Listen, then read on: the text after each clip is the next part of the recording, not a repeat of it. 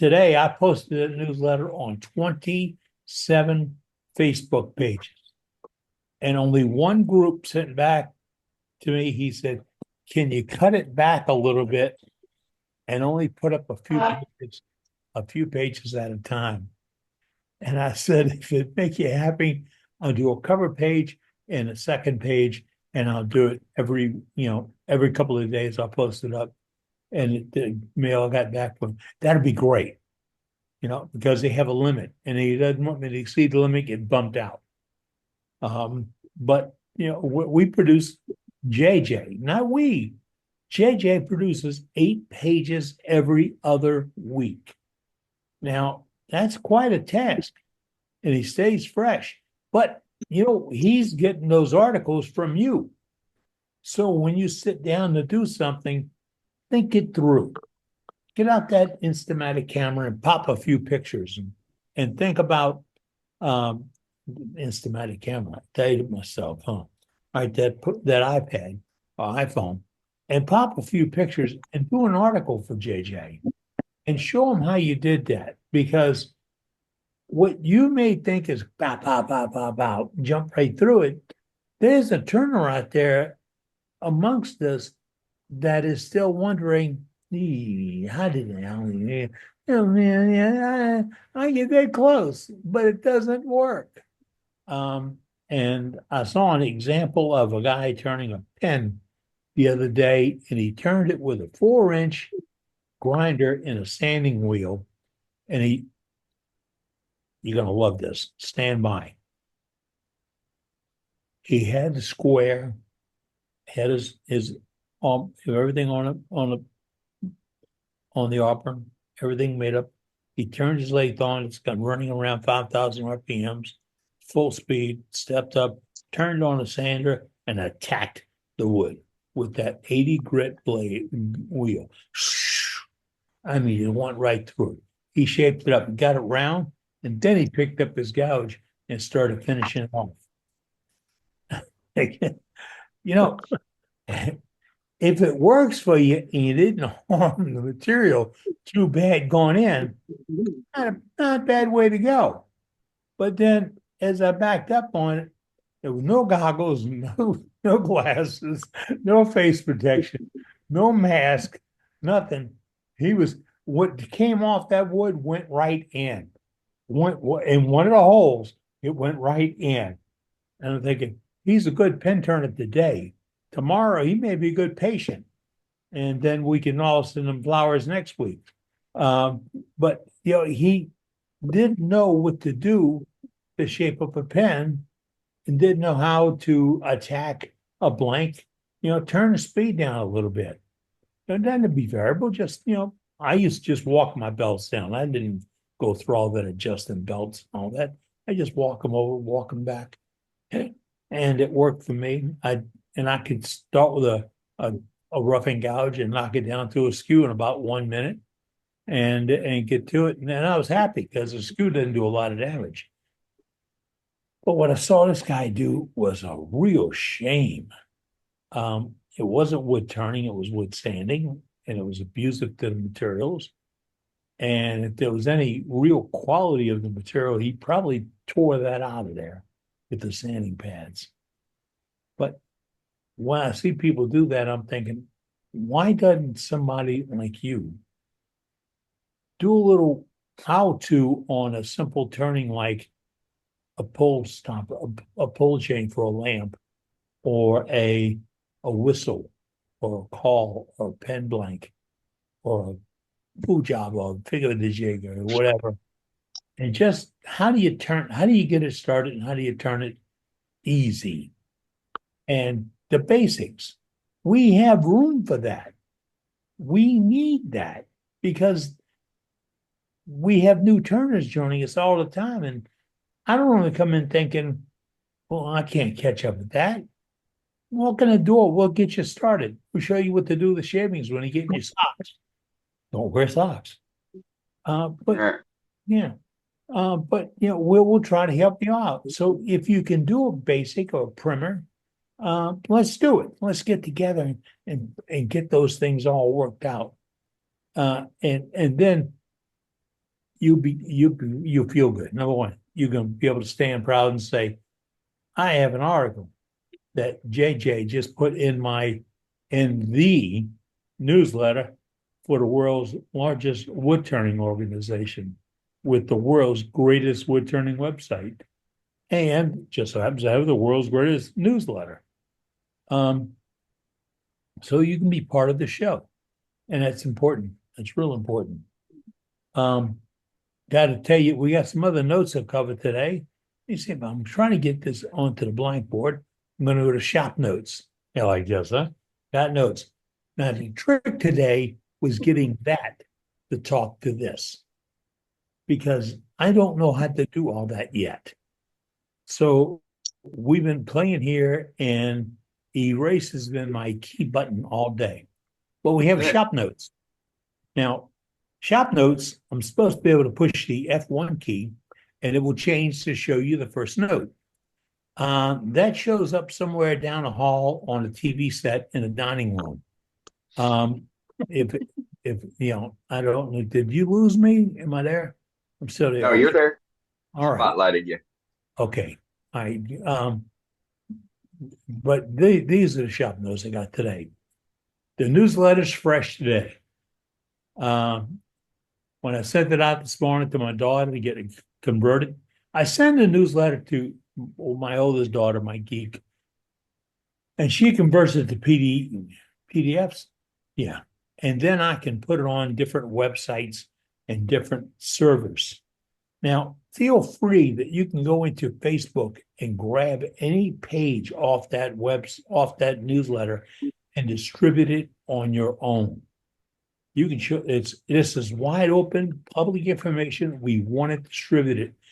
We live with this thing getting out in thousands of websites and thousands of computers each and every week. So we distribute it as far as we can go, but you go even further. So once you see it, spread it on, spread it through your club contacts, make a link to it on your club phone list or whatever, get it out there. Now, the next is the website. The website, to me, if there's a better one in the world, go ahead and find it and let me know where it's at. I hadn't found it yet. Dave does a magnificent job. It's up to date. It's got the latest. Let me tell you one of our secrets. We don't have any. That's our biggest secret. We don't have a secret. There's no secret meetings. There's no secret budget. There's no secrets. Oh, yeah, there is one secret, but I can't tell you. But it's coming. We'll tell you about it. What about the secret handshake? We started to do her that. Level up. Yeah, we're going to teach it. Yeah, level up. And we got a new guy to do that called Lefty. But we don't have this. Everything that happens in this club can be found on that website right there. Worldwidewoodturners.org. Everything is there. I'll level up. A minute ago, we talked about the promos. The promo is going to keep coming.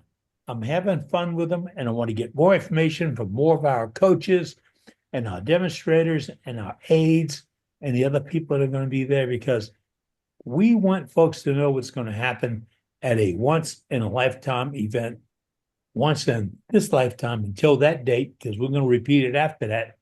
But we're looking to show folks just what you can expect, unlike what you've been able to experience in the great United States before. Very, very unique. Now, a minute ago, I said spread the word, spread our newsletter, spread our word, invite folks to join us, get them to come in and do everything you can. And the last thing I end up with, remember, no matter what we do, what we say, how we go about it, everything we say and do tonight, this is your club. There is no bankroll behind this thing. There is no favors. There's no favoritism. There's no selected buddies. There's no gang, no clique, no partnership, nothing. This was formed with the idea of spreading information on wood turning. And if we get more information, we will grow. And as we grow, we're going to have more and more fun. So that came from the shop this week. Shop, I hope y'all appreciating this. We're getting out there, we're doing a few things. I'm having a ball and I'm looking for more information, really am. And if we target things and we put a blip out there on Facebook that says, I'm looking for an idea on how to do such and such, I am looking for you to give me a how to. I do want you to dig down deep and decide how you would do it. And then you tell me. And if I get 10 different ideas, I can make 10 different, I can make a spot, pardon me, a glossary board or a splat with 10 different ideas in it of what we're talking about. Because you know how it is. It's like going over to your brother-in-law's house. You're going to get a lot of gruff, but you might come away with something you can use. So we're looking to pick that up. So when something comes up and somebody says, can you help me with? Yeah, I got a bunch of friends right here on Wednesday nights. If we throw something out there and say, can you help me? I think we'll get an answer. And that's the goal here. And we do it each week. So now we also do a lot of things with gallery and get the peek in your shops and see if you're doing something a little unique. I don't want to say strange anymore. I want to say unique. It's because I had a guy from Detroit area, DAW, Detroit area woodturners. He called me the other day. He said, "Well," he asked me, why do I pick on Matt Harbor? I don't pick on Matt Harbor. Matt Harbor's easy. Doesn't need picking. Matt he's unlike anybody else we deal with. He's a true turning artist who takes it to another degree. And it's like if we pick on Duxbury. We don't pick on Duxbury. We don't pick on Billy Burt. We don't pick on people. We just have friends in this group that kind of stand out a little bit. And it's nice to mishmash and relate to them and relate to you. And But tell them that's it what like I tell them. If I don't pick on you, I don't like you. Right. That's just it, Charlie. That's it. I mean, yeah. And I'm terrible with names since my stroke. I got a hey lady. Yeah, you're the one I'm married to over there. But and some folks laugh about it, but when I first went through this problem, I didn't know that was my wife. I didn't know that other girl that came in every day was my daughter. And and some of those things get along. When you go through that, then you realize the only thing that starts lighting you up is knowing that you can talk to people and enjoy them and joke with them and tease them. Now, I did lose my filter. And you know how that is. But That's a blessing. yeah, well, what do you? They learn. Don't ask me what do you think about this. That I had a couple of years of that, and now I know. Just don't answer the question. So, look, we're looking to have a good time tonight. We're going to have a good demonstration. I'd love to hear your comments about what we're doing with Level Up. The good, the bad, the ugly. I want to know what you're thinking about the program and what you think we can do to enhance it, what you can be part of. And remember, we're openly asking that everybody who can operate a camera while they're there, do video while you're there. And I'm not talking about peeking videos and somebody waving from the other side of the room. I'm talking about videos of what's going on a 23 plus demonstration list we have happening and the working tables. And we're going to find a site that we can tell you to drop that raw footage on. And all we want you to do is take that and just transfer it. Doop, doop, doop. You know how that works. That phone makes that noise. Doop, doop, doop.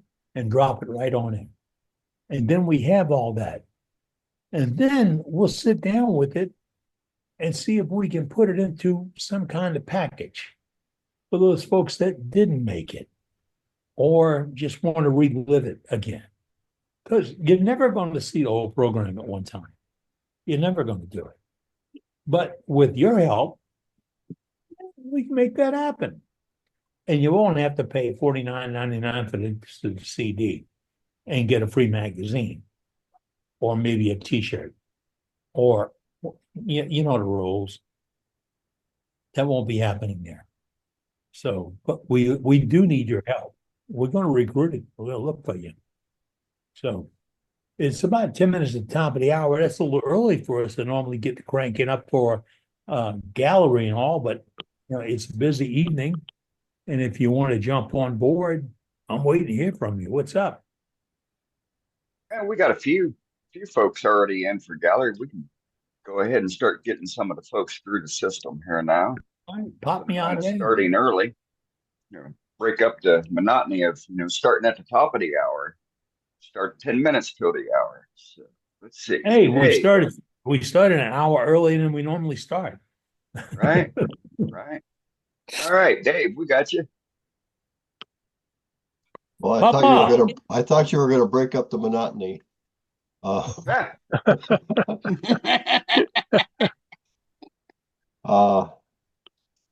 This one is my usual, is a Carnauba wax. Early. And this one I'm not finished with because I'm trying to do well with oil. And Real so nice.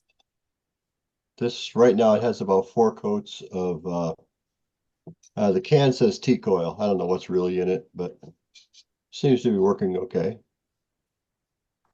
And then I've told you that I do these things before, but these little communion sets because our church is having its annual convention shortly. Beautiful. And I like that. got one other one. Oh, nice. Nice. Yeah, And I like that. with this piece, I looked inside and I went, oh crap, how did I miss that when I finished it? And then I saw on the outside, it's not something I did, it's something in the wood that goes all the way through. Oh, wow. That's great. So I Nice. thought that I went from crap, I made a big mistake and didn't notice it to, oh, that's pretty cool. Right. Gotta like that, don't you? It's Yeah. a good feeling. You're When a people magician. ask you how you did that, you say very carefully. Yeah, exactly. Well, it just Yeah. tell them it's a secret. Yeah. We don't got no secrets. It's a nunya. Then they say, what's nunya? Nunya business. Yeah. But other than that, I didn't get a whole lot done this week. Nice. Well, that's not too shabby for not a whole Well, lot done. I got a day in the shop, which was the whole day, which is the first time Right. I've done a whole day in the shop in about Several years. a little over 2 years. Yeah, yeah. Just about the time the little guy arrived. Yeah. Right. Great stuff here, Dave. But Thanks it's for been a sharing. blast. Outstanding. All right. Very nice. Let's go to Mr. Slada. Hello. Dale, we got you. Okay. Well, first I got a little bowl here. Got to take the tenon off the bottom yet, but this one was done with Rit apple There you go. Pretty. thing, and I done this with your finishing process, Dane. Outstanding, Dale. I don't recall great. how many coats of oil I got on it. And then the one I showed last week, I made a finial for it. There you go. Pretty. Is that box elder? Yep, Oh, Yeah. okay. Yeah. that's why the finial's not colored, because it's a pretty piece of box elder and it's got Parfex for the finish. Right. Beautiful. Yeah, good job, And then- Dale. And then I got a vase here Ooh. Oh, that's pretty. that's maple, and I used Hampshire Sheen intrinsic colors, black, which I did not sand off, and then I just put flame over it. There you go. I love the Pretty. shadowing in that. That is beautiful. I like that. It's pretty. Yes. Yeah, and then I put Parfex over that. Now, you And applied, then the Yorkshire Grit white over the Parfex. did you apply that with the paint sprayer? Nope. Did it with paper towel. Hmm. Poor folk here don't have any kind of a sprayer. No, me either. That's all I want to know. I'd love to get one, but not in the budget right now. I'm hoping I get enough back in taxes next year to be able to go to level up. If I don't have to use it for anything else. Put a Yeah, dollar away. fingers a day. crossed.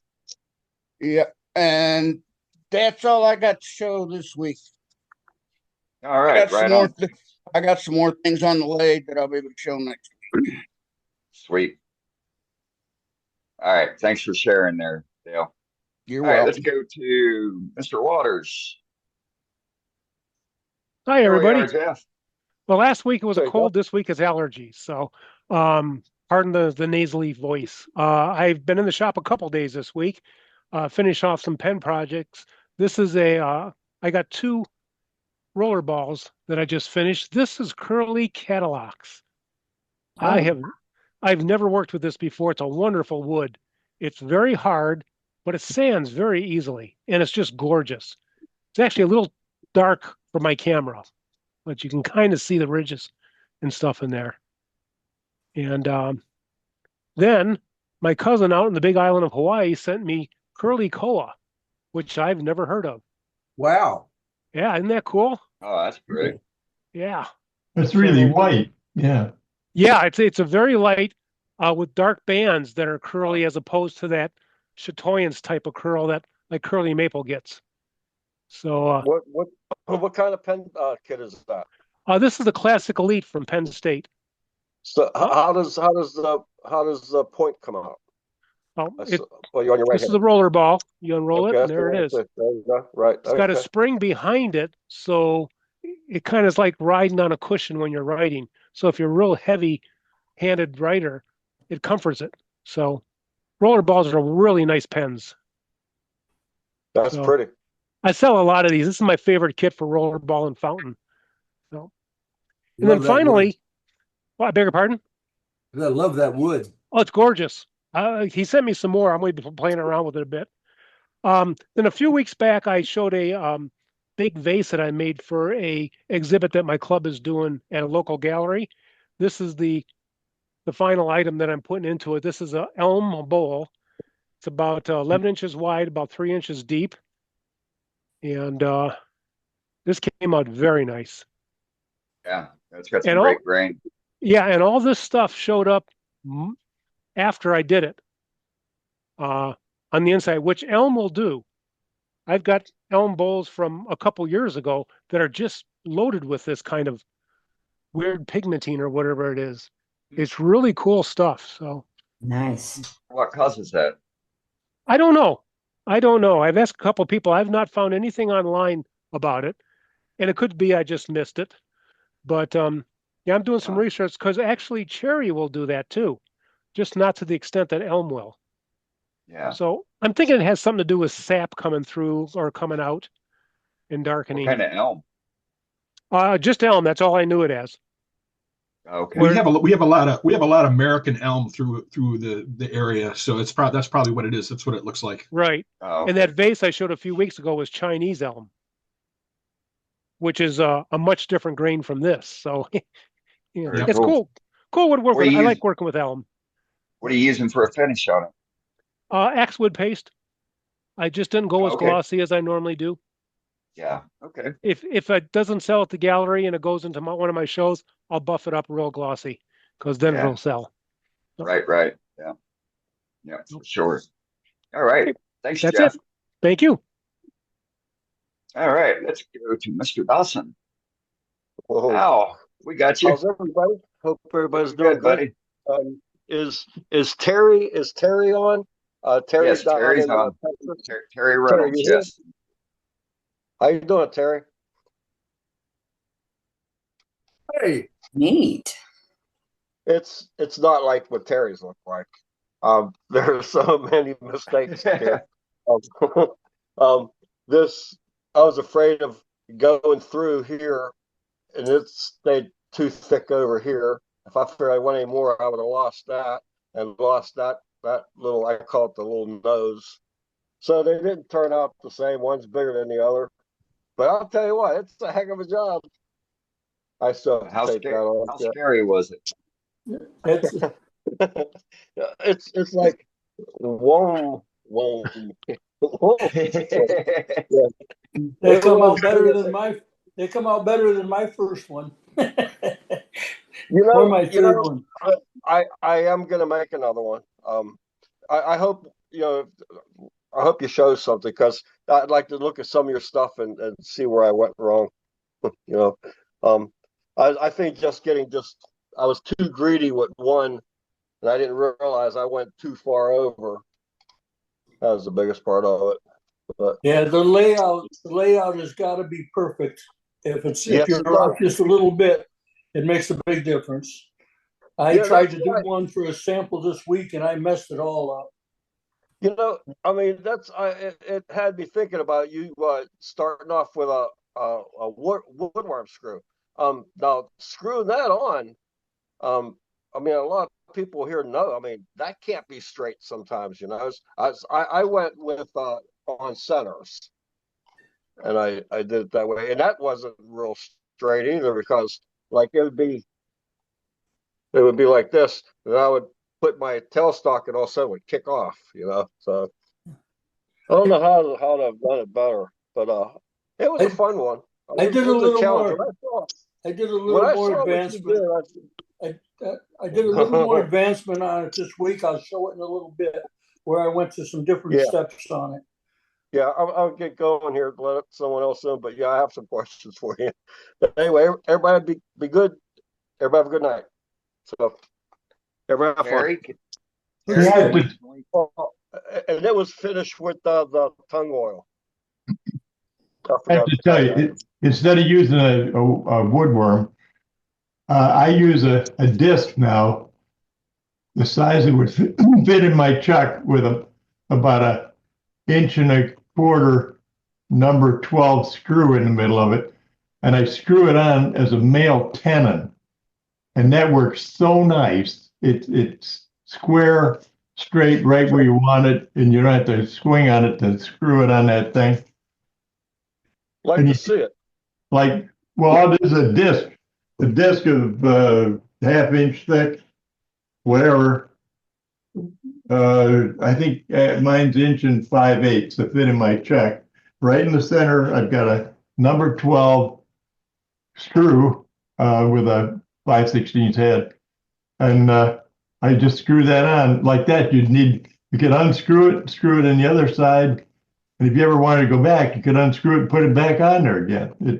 It works beautiful. I'll tell you what, you're going in about half inch, I'm going in a good inch, probably.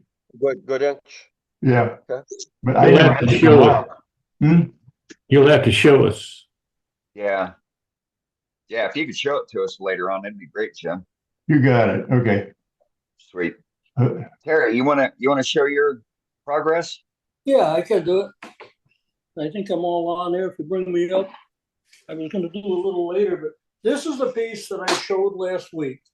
This is Yeah. the layout of it. And that's where I was showing that the woodworm screw goes in.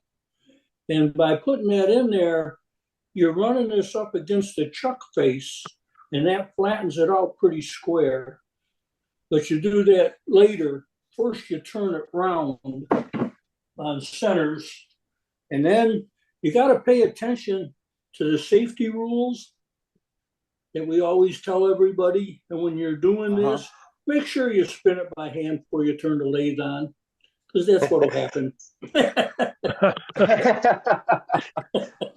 You want to do that. But see what I'm saying? Is you got the screws there. I turn it center between centers and got my shape. And layout is everything, because if you get the layout off just a little bit, you're going to move the sides. They're going to be thicker. You see this one? See how one side's thin and one side's thick? Exactly. Right. You just explained it. You Because I just didn't explained get it dead center. But when I put the when I got these, I set this all up with a divider and a compass, and I got these dead center. This one I messed it up because I caught it. I couldn't finish it, but this will give you an idea of what it looks like after you turn it between centers. When you do, you got to make sure you got the center, and both balls have to be the same size. And unless you're Jim Duxbury and got all that math down, it's not as easy as it sounds. So hey Jim, so you turned the horizontal first. Yeah, you turn this first. Okay, But I've already the had whole these all first. in place. Turn that first and get it done. And then, like I said, I use the woodworm screw. You see the marks here? That's the marks of my chuck face. Right. The jaws on my chuck. And I just run the screw in and pull it tight. And that's going to run it true. And make sure that I got this surface flat. Then I can even go back and forth. I can switch from one to the other if I want to make a change. Right. And it worked pretty good. But then when I got it on the screws, I put tendons on the back of it. And that centers the tendons up exactly where they belong. And then I can turn it over and hollow it, which I didn't do because I messed this one up. But then you can turn it over and hollow it out each on one side because you got it now. You got it in a tendon, and it's going floppy flop around. But that centers the tendon up so that it comes out right. Mm-hmm. And I'm sure there's better ways to do it, but that's how I do it because I got to thinking, and I don't like to do that much. Well, I'm not good at that thinking. You showed me to turn horizontally first. Oh yeah, That makes a lot definitely more turn sense. it That between means that'd be centers first. a lot less to be swinging around too. Yeah, you turn it on like that on centers first and get it all lined up. And then, like I say, I was using a divider and got it. The layout is got to be just right. You can see what I'm saying where I got all the lines in it and the layout. If one of these holes are off just a little bit, it's going to throw the whole thing off. Or if you make one of them bigger than the other, you can't get them close to the same size, then it's going to, if you get them misaligned, it's going to have different widths going around. But if you get one too close, it's going to mess everything all up or throw it out of line. I think me making the bulls first threw it out of line also because I didn't have anything to go after making it the center. So doing horizontally first, then I have something to go off of. Right. Roughly how big would you say your piece you have in your hand? How big is that? No, maybe Jim will get on in a little bit and show you how he does it, which is probably better than how I do it because he knows what he's doing. I was going to wait a little while till Kim got on to show this other, but since I'm already on, I'll show it. Unless I guess we're still in time. The last week at our meeting, or last month at our club's meeting, Joaquin just got out of the hospital and we didn't have anything lined up, so he graciously demonstrated making some finials. So I decided that I better come home since he went through all that trouble and making some finials to show him that somebody was paying attention. And this is what I came up with. See if I can get them so you can see them.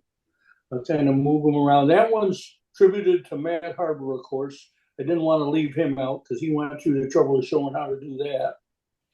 So nicely done, Terry. and the rest of them are all takeoffs of what Joaquin was doing, and just made them. They're all 1/4-inch tendon on them, so they can be put onto anything. Any kind of. Well, the black one is just it's black acrylic, and I put it on there, and then I let it dry and put some Parfex over it. The real shiny ones are Parfex. Some of the other ones are wipe on poly, depending on what they are.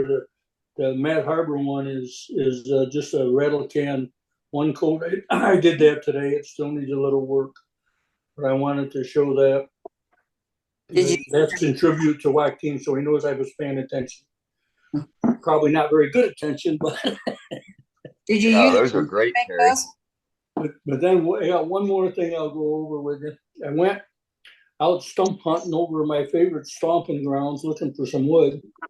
And I came across a old pedestal, big tall pedestal bed frame, where they had them big posts on the corner. And they were all gone except for one post and a cross piece. I don't know why somebody didn't take it all, but I brought it home to see what it looked like. The cross piece was laminated, which I figured it would be. But I was really surprised that the big tall leg, 6 feet, big round, and it was not laminated, and it looks like it's probably maple. And this is a piece of it. You can see that's the shape of that was actually of it on the corner part of the leg. Oh, wow. I still got the tendon on it, but that's part of the shape of the pedestal before it went to the floor. And the lid is actually made off of the same one. Oh, wow. And Great job. That's a and nice I don't fit. have any finish on it. I don't That's know. The really wood's cool, not Terry. very pretty. It's kind of yuck. And I was thinking it needed embellishing, but you guys know me. I'm round and brown, so I don't really know where it'll go from here. And but it looks not too bad. But one thing I did is I made the captured ring, and I don't know what I was thinking, like normal, not thinking probably. I made the captured ring too small. I made it, but now it don't flop down to one side, so you can't tell it's a captured ring. It looks like it. I thought it was a bead. Terry, could you sneak a little piece of sandpaper in there and maybe clean it up a little and widen that a little bit? Because that's what I would try to do. Not much room. It's real small. I can get sandpaper on it easy. I know, but take like a little inch square piece of 220 grit or something and fold it in half and kind of sneak it in there, along the shaft and see if you couldn't sand it a little bit to make it flow a little bit better. I did that. That's how I sand it. But what I do is I got some adhesive back sandpaper, and I just cut a little piece and glue it on there. I stick it on the shaft, and then I go back and forth and sand the inside of it. Okay, sounds like you got it dialed. It would be better. It should have been like 3/4 of an inch, so when it came down, it hung sideways. But that ain't gonna happen. But anyway, I don't know what I'll do with it. Maybe I'll give it to somebody that likes to embellish stuff. There you go. Nice looking piece. Project for Level Up. Yeah, but one thing I didn't say about the fennials, I was trying to figure out what I was going to do with them, and I come up with a plan. What I'm going to do is I'm going to take them to the club meeting next month, and I'm going to come up with some kind of a plan so that anybody's interested, they can have one. And they need to make a box or a bowl or a ball or something to put it on and bring it back and show it to us the next month. There you go. So I was going to pass it around or draw numbers so they could pick it. I figure if I pass it around, the guys at the end won't get a chance for the best ones. So I don't know, maybe draw numbers and let them pick in turn. But I was thinking that might be a nice thing to do, try to get everybody involved in doing. Yeah, that's a great idea. So that's my plan. And you took care of the hard part for them. Yeah, well, that's not hard. Oh, I know. Hard, but it's not. I think right down to it, probably 10 or 15 minutes on one. That's because I'm not good. If I was Kate Bolger, I could probably do one in 2 minutes. Don't sell yourself short. You're very good, Terry. Terry, when I've got a light wood like that that's got a boring grain, that's why I color it. Yeah, I know. I thought about it. I actually took some pieces like that and sanded them down a little bit and tried playing with some color, but I don't know. I think there's people that are more interested in embellishment. I'm pretty round and brown. I might try it. We'll see. We'll see. I like the black one. The black one's the first one I painted. Yeah, the black one looks slick. So looks really good. Great stuff, that's Terry. what I got. Okay, guys. All right, thank you, sir. Yep. All right, let's go to Mr. Phipps. Hello. Yes, Wow, it had an ugly photo of me up there for a second. So like a month ago, Ron Pullman did this cupcakes, right?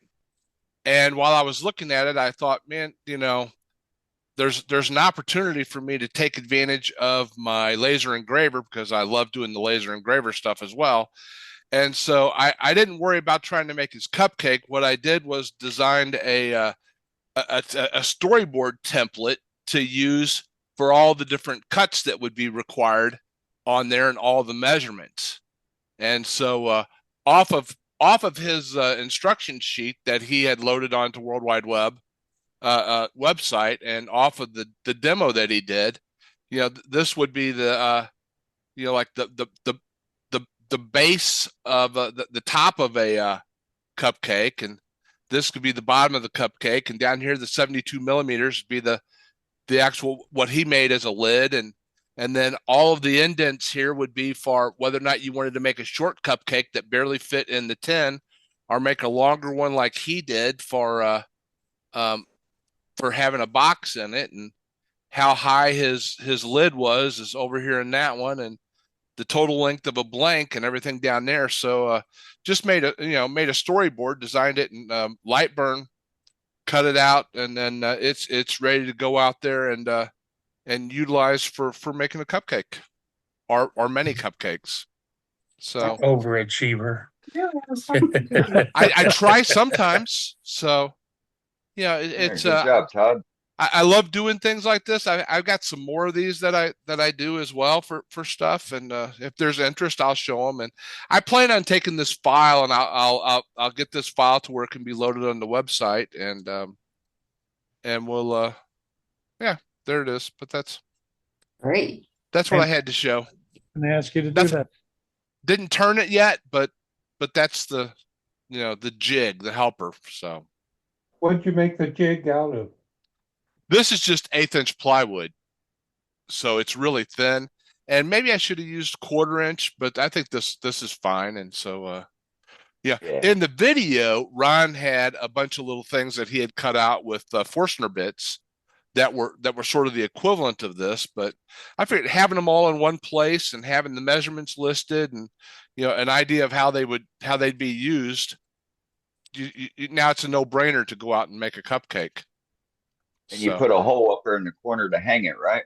That's to hang it. Yeah. Outstanding. Yeah, that Good goes idea. on the little pegboard. Uh-huh. So Good stuff. Yep. Yeah. Well, thanks. I think that's all I have today. So.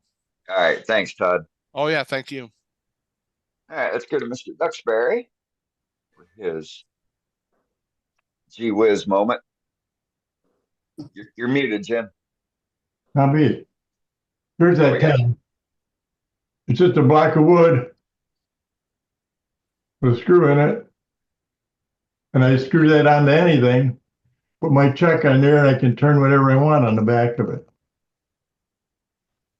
Right. Okay. Just like This- always, Thinking that's common something totally sense. different. Right on. Yeah, Well, it just works beautiful. You can take it off and put it back on. If I turn in reverse, I've got another one. I can't find it right away, but it's out there somewhere. I got another one. I've got a second screw in here in case I turn in reverse. And then, because it doesn't screw. But I'll tell you, that little screw holds unbelievable. I've had 10-inch blocks on there that are way out of whack, and you just screw them on a flat surface, put that on your chuck, and you can turn anything you want. What size screw is that? It's a 1.25 inch, I think. Thanks, John. Number 12.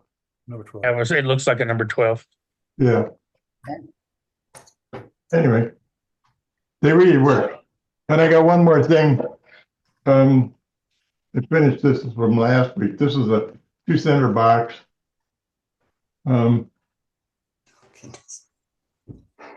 nice. No, That lid is cool. I like Yeah, that. it is. That's you can turn it this way, or you can turn it if you're strong. Turn it that way, or you can When I turn first it. started, pretty. when I first started turning, I would make stuff like that, but it never looked pretty. That's Anyway,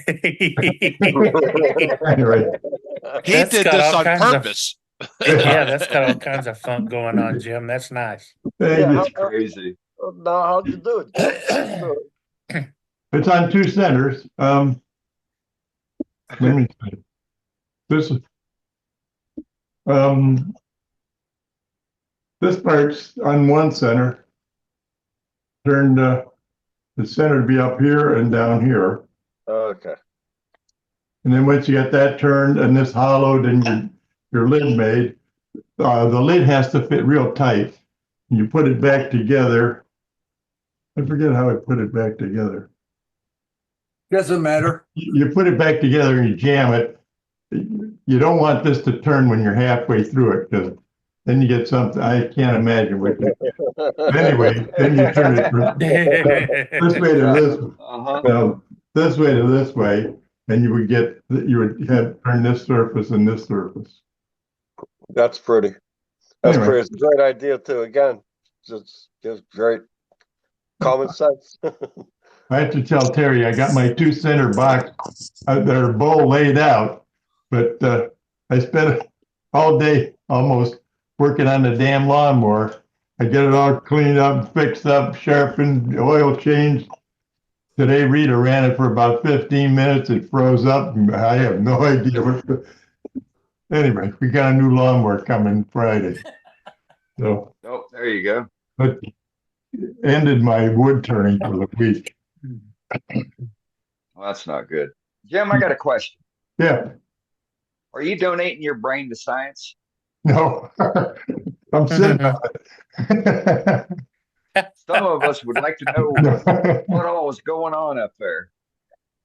I'm telling you, in fact, you know that 2 center, Terry, you know that 2 center box? I got that drawn up, or 2 center bowl. I got that drawn up to a 3 center and even a 4 center. If you do a 3 center, you can't turn it around first. You have to do everything in spheres. It has to be 3 intersecting spheres. And the principles of spheres. Wait 1 second. I got to fit. See what you started, Terry?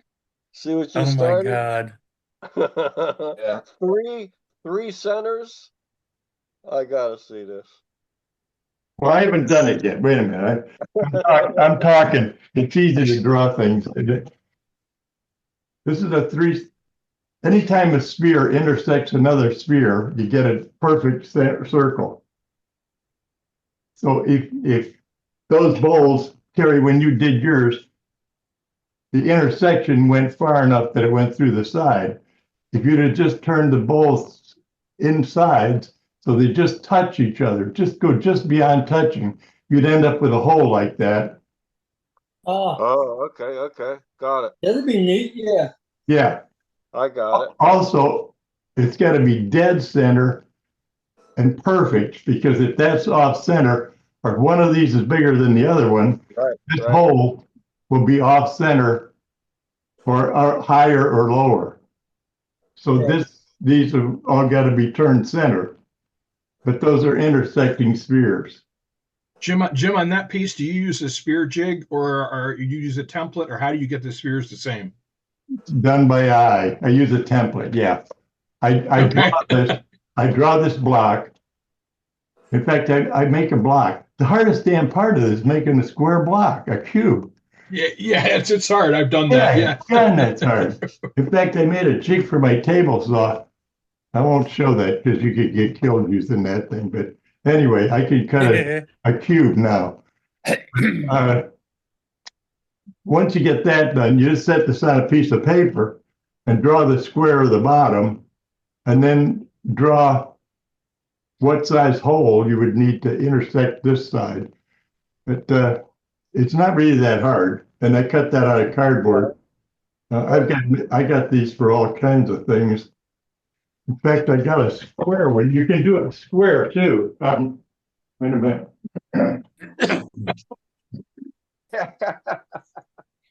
I love it. There's a Compare rabbit hole visiting for you. Jim's shop to going. This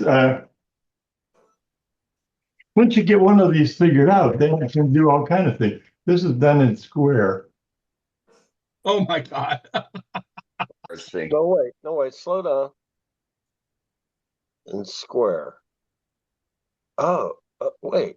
Instead of turning spheres, intersecting spheres, These are just, this has got to be drawn and everyone's got to be cut exactly to depth. So tell me, do you have one of Steve Tyndall's what are they, 20 millimeter skews that we all got that Oh, yeah. No. In fact, one of these is round. Wait a minute. You can also do round into square. How do I show this? Wait a minute. This is round here into square. And that gives you a football shaped opening. Okay.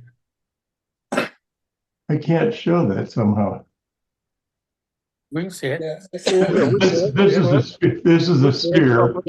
Right. Okay, this is a sphere and the other sides are It's a square. you could probably do this on a drill press too. Just the setting. I did it on the lathe. I don't do anything the easy way, but Except for the sphere part, you couldn't do that on a. no. Unless you have a special drill bit. Yeah. But I don't turn artwork. People that turn artwork put a block of wood on there and they turn a piece and it's gorgeous and there's nothing wrong with that. And if they get a catch, they got a smaller piece of artwork. When I turn a piece, I know exactly what this is going to be before I touch a tool. I know exactly what's going to come off the lathe. It's drawn, it's dead on perfect, and if it isn't that, you throw it in the rubbish. Oh, and I have a wood stove too. I beg to differ, Jim. It looks like artwork to me. No, Right? Yeah, no, I agree. no, it isn't. It's the mechanical and it's anyway. Well, I haven't seen a single piece of yours that's not artwork. Not one. Well, thank hey, you. Jim, if anything, it's inspirational. I'll tell you that. Thank you. Once you get one piece turned, then you can think about what can go from there. And there's no end to what you can do with this stuff. Anyway, that's my, Everything you show blows my mind. well, So yeah. My mind cool, would very very cool. well and try that. A lot of things made sense. So I got some Very more cool. stuff. I got some more stuff coming. I wrote a magazine article. I wrote a magazine article on a couple of good things, and I can't show those until they've been published. But it's coming. That's coming. We look forward to it, Jim. Right. Thank you. Thank you, guys. Always. All right, so we got one master. Let's go to another master. We got Mr. Mark Soleil. Hi, Mark. Good to see You're you. muted, Mark. You're muted. There we Okay, go. can you hear me now? Yes, sir. Okay. Well, I just got a little piece, but it's a little piece of wood. I'm gonna just put a point thing behind it. And let me turn the camera around. If I can get up there. Well, I'll put it this way then. Let me put a white thing on my chest here. There we go. It'll show up better. I just did another one of my little. There we go. You can, Pretty. Oh, That is look at that. gorgeous. let me get my hand out of the way. There you go. That is gorgeous. Love it. I love doing those little things. But anyway, that's all I got tonight. Well, that's That's wonderful. Good to see you in tonight, Mark. That's Beautiful piece, Mark. amazing, Mark, that you can still do those things with the health problems you've had. I'm glad you're still able to do that. Well, it's sort of therapy for me. And no, I have conflicts on Wednesday night. The Atlanta Wood Turning Guild meets, and I'm sort of committed up there. And Okay. but when I can make it, I try to get over here. Yeah. But yeah. This stuff is so much fun. So much fun. Mark, is that hollowed? No, it's not. These are not hollow. This is pretty big. I do the tinier ones, but I came to the conclusion that it makes no difference whether it's hollowed because you just drill a hole through it and put a finial in it and a foot, and all they are. The ladies like little pieces of art to put on their windowsill or something. And it brings people happiness. And by the time you hollow it and everything, it would really be, I don't want to make little tiny hollow forms like that. I just don't want to do it. I just want to do the things that make me happy. That's important. Great. Yes. And they make other people happy when they see them. They like them. Right. Make yourself happy first. Yeah. Yeah, What? that's just, What? Said make yourself happy first. That's terrific, right? You've got to Right. make, and the man in the mirror has to know that you're happy. right. Yes, And it does. if other people like it, it's just icing on the cake. Right. Yep. That's But good anyway, therapy for you. That's if what anybody, I've got all kinds of, I'm still clearing out these warehouses. I got one almost totally empty. And so if anybody wants any small pieces of wood or project wood, just let me know.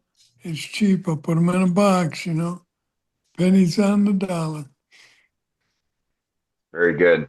And you're still doing Parfix 3408 in the whole I line, got right? I got 3408, 3460, 900, 3403, and the only other Von thing X, is I puffing sell wheels. the Vonex and I sell the 400 flexible glue for putting two things together. Okay. It never crystallizes, so it's excellent. That'll work. All right. Thank you, Mark. Good seeing All you. right. Beautiful stuff as always. Well, As thanks. always, raise the bar a little bit. That's beautiful, Mike. Yes. All That he right. does. Well, Thank you, thanks. sir. All right. All right. Let's go to Mr. Bundy. We got you, Charlie. We got you, Charlie. There we go. I was making vases. This Nice. is, we call it popple. Some people call it aspen. It's usually blah, white, but this, I don't know, That's it a must have character. some minerals in the ground. All right. Yeah, it's got some real pretty character, Charlie. And is that hopple too? This is aspen popple too. Now, I turn it Cool. this way. That, to me, it looks like Superman flying. Yeah. Hey, there you go. It's true, yeah. Or the Mothman. Could be the Mothman flying. And then this one is oak. Right there, you see that dark color? Somebody showed one on, I think it was last week, that they'd had metal inside of it. In the Yeah.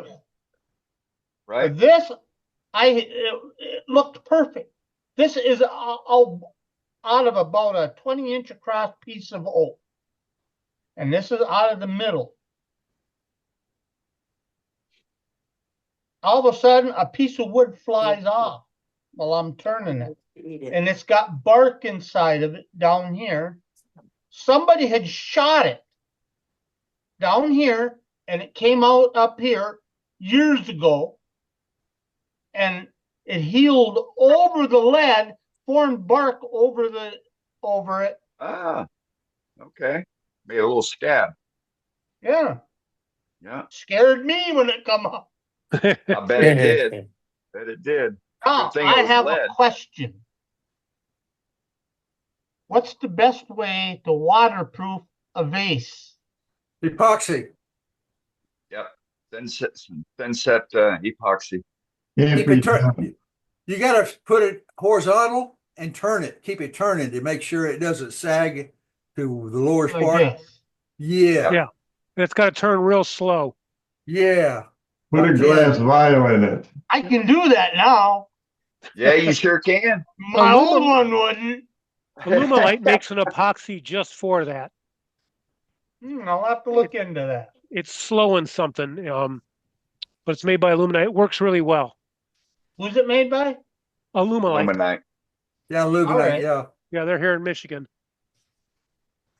Oh, that's all I had to show. Yeah, All right. good job. Great stuff there. Thank you. All right. Let's go to Mr. Grinstad. Bob, we got you. Let me get unmuted here.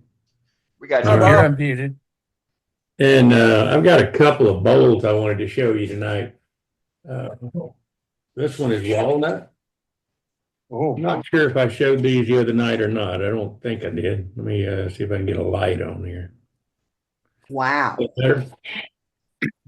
But I've okay, seen salted salted. walnut before, but I I see. ain't never Wow. seen any look like that.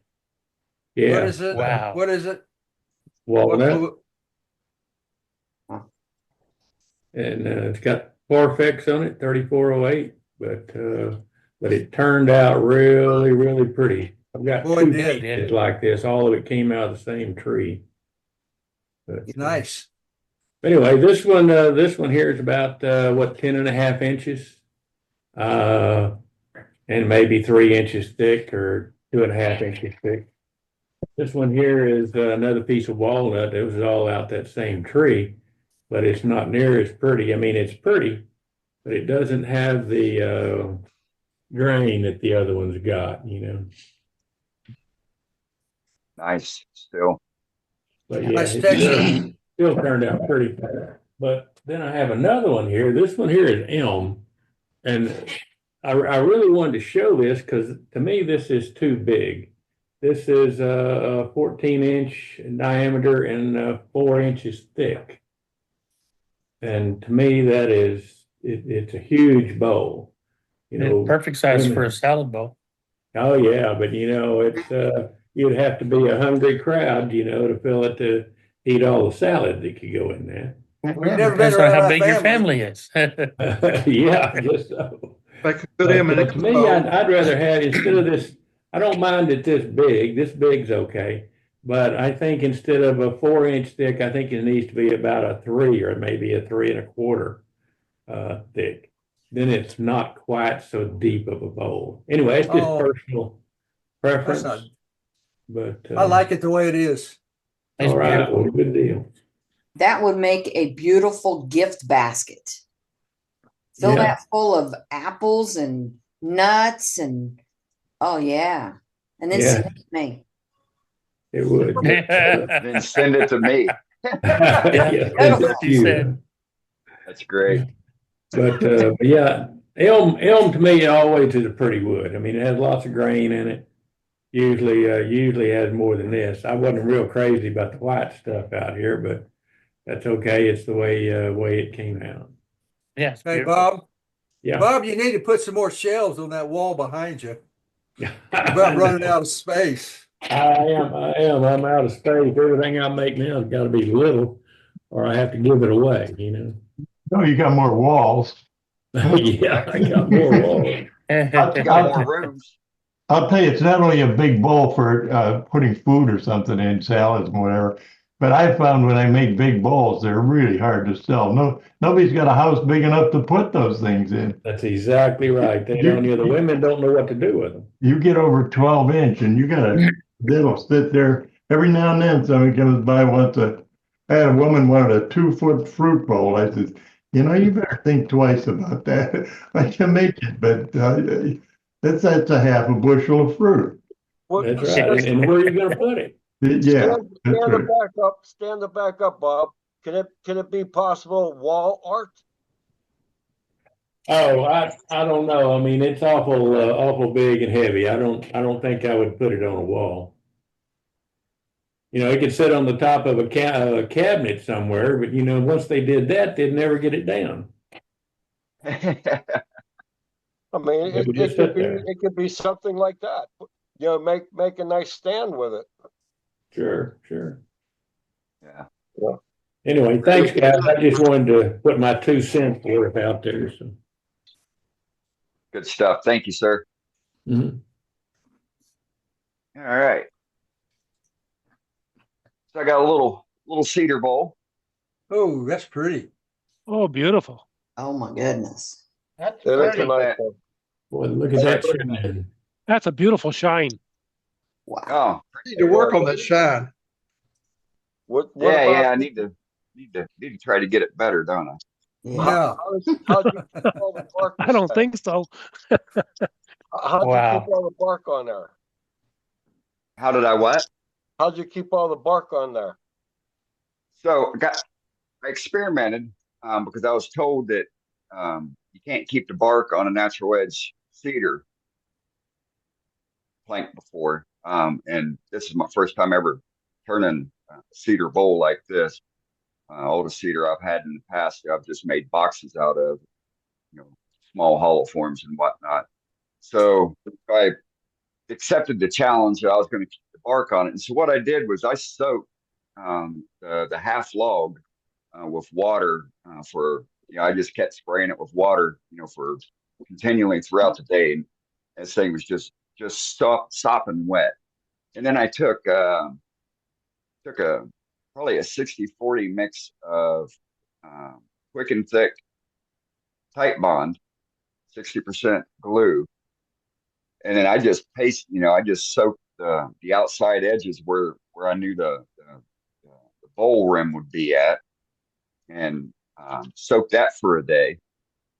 And lo and behold, it didn't chip off. I didn't have to use CA to seal it on there. And then to add a little bit of embellishment to the bark, I took that gold gilding ink and painted it lightly on top of the edges. And so it kind of gives that effect of the north side of a cedar tree with the mold growing on it out in the forest on the forest line. So No, that's just really beautiful, Jane. It really is. Awesome. It is. It's a nice turn. That's a really nice That's turn. me. Yeah, thank you. I was kind of happy with it. Looks good. And that came from Tim. That was part of that one of those cedar logs that you brought me back in the fall. Yeah. So yeah, it's very appreciative of that. Very nice bowl, man. Yeah, appreciate it. All right, let's go to Mr. Dewey. Okay. Jim was talking about making drawings of his turnings whenever he wants before he starts. Well, I kind of do the same thing, but let's see. I need to whoop, wrong. Come on. Okay. I want to share my screen just for a minute here, just to kind of show you what I do.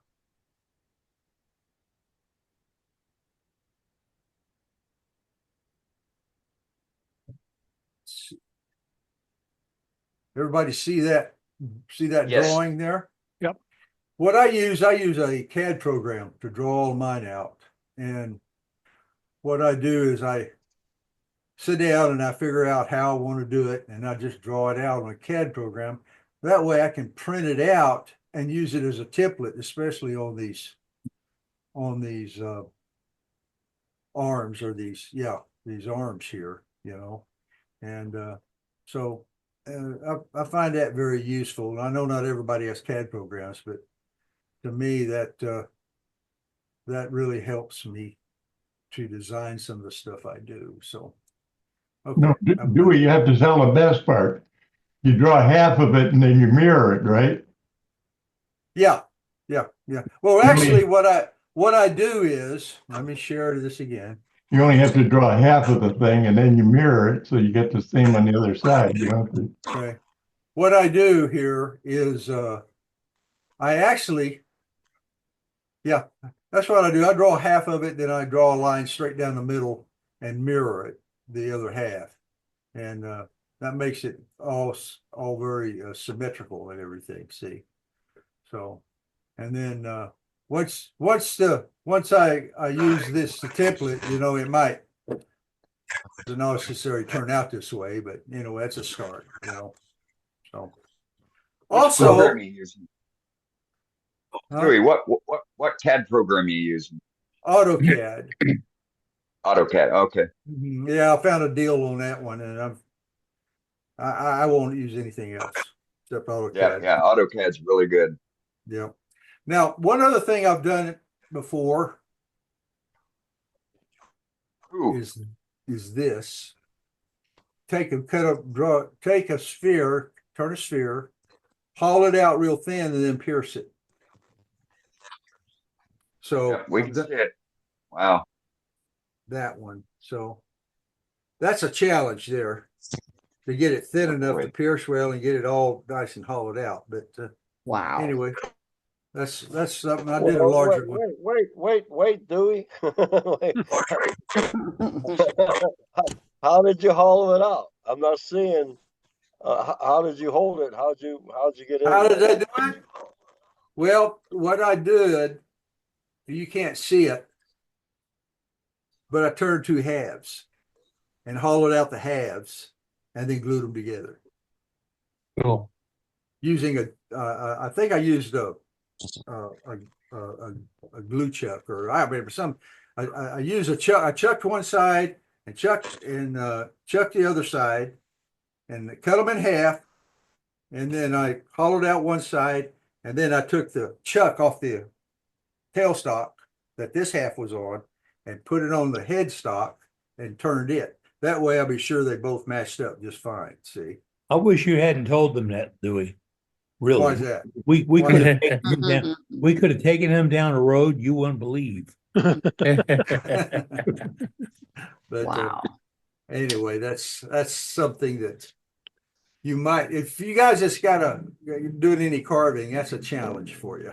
So, but no, anyway. that's nice. That's no, you just got on the list. So anyway, that's it for my gallery tonight. Thanks, guys. Thanks, Dewey. All right, thank you, Dewey. Let's go to Birdhouse Bob. We got you, Bob. Hey, how's everybody doing? Wonderful. Good. Okay. Mute myself. I got a walnut bowl that I did. That's pretty. Little texture medallion in the center. Yeah. It's about 3/16 thick. Oh wow. Nice shape. Yes. It had a little texture on the bottom. So yes. Beautiful. I thought it turned out pretty good. Yeah, it's really pretty, Bob. We can attest to that. It came out really well. Yes. Thank you. And that's Where what do birds go in? Are you going to make a separate entrance for them? Excuse me, I couldn't hear you. Where do the birds go in? Oh, or are you going to make a separate entrance for them? How do the birds go in there, or do you got to make a separate entrance? You can convert it to a bird bath. You folks don't have an imagination. Tell them, Bob. Bird bath. Perfect bird bath. And so you've got a traction mat in here so they don't slip. Sweet. You don't want to fall. Don't want to fall in the tub. Bob, we got you. Like They themselves. just out in left field, Bob. It's all right. Oh goodness. Oh Lord. Love it. That's good stuff there. You can only hear stuff like that at Worldwide Woodturners, Wednesday nights, 1800 CDT time. Unique. That's all I've got. All right, thank you, Bob. Thanks. All right, let's go to Mr. Bill Luce. Got you, Bill. Hello, all. Dane was just showing his bowl with bark on, and I thought you might like to see this one. This is a Kentucky coffee tree. It's about 8 inches in, let's get that right here. It's about 8 inches in diameter and maybe 5 inches deep. Like all Kentucky coffee tree, it's got a very narrow sap band, and the wood inside is, the light's not very good, it's quite red, and the bark is very red. It's a lovely wood to turn. It's harder than pine, but way softer than maple, so it's very easy to turn, and the bark stays on really quite well. This has, I torched the outside, and that put a few little cracks in it, so I treated the outside with CA glue, and I thought, well, while I'm at it, I may as well do the whole thing, and I did treat the bark with the edge of the bark inside and out with CA glue, but it probably didn't actually need it. Anyway, you folks from Kentucky who have the tree a lot more commonly, I think, than we do, are very lucky. It's beautiful wood to work with. Yeah, it's Beautiful pretty. piece. Pretty. Yeah. Beautiful. Pretty. How does it turn? Is it dense or? No, it's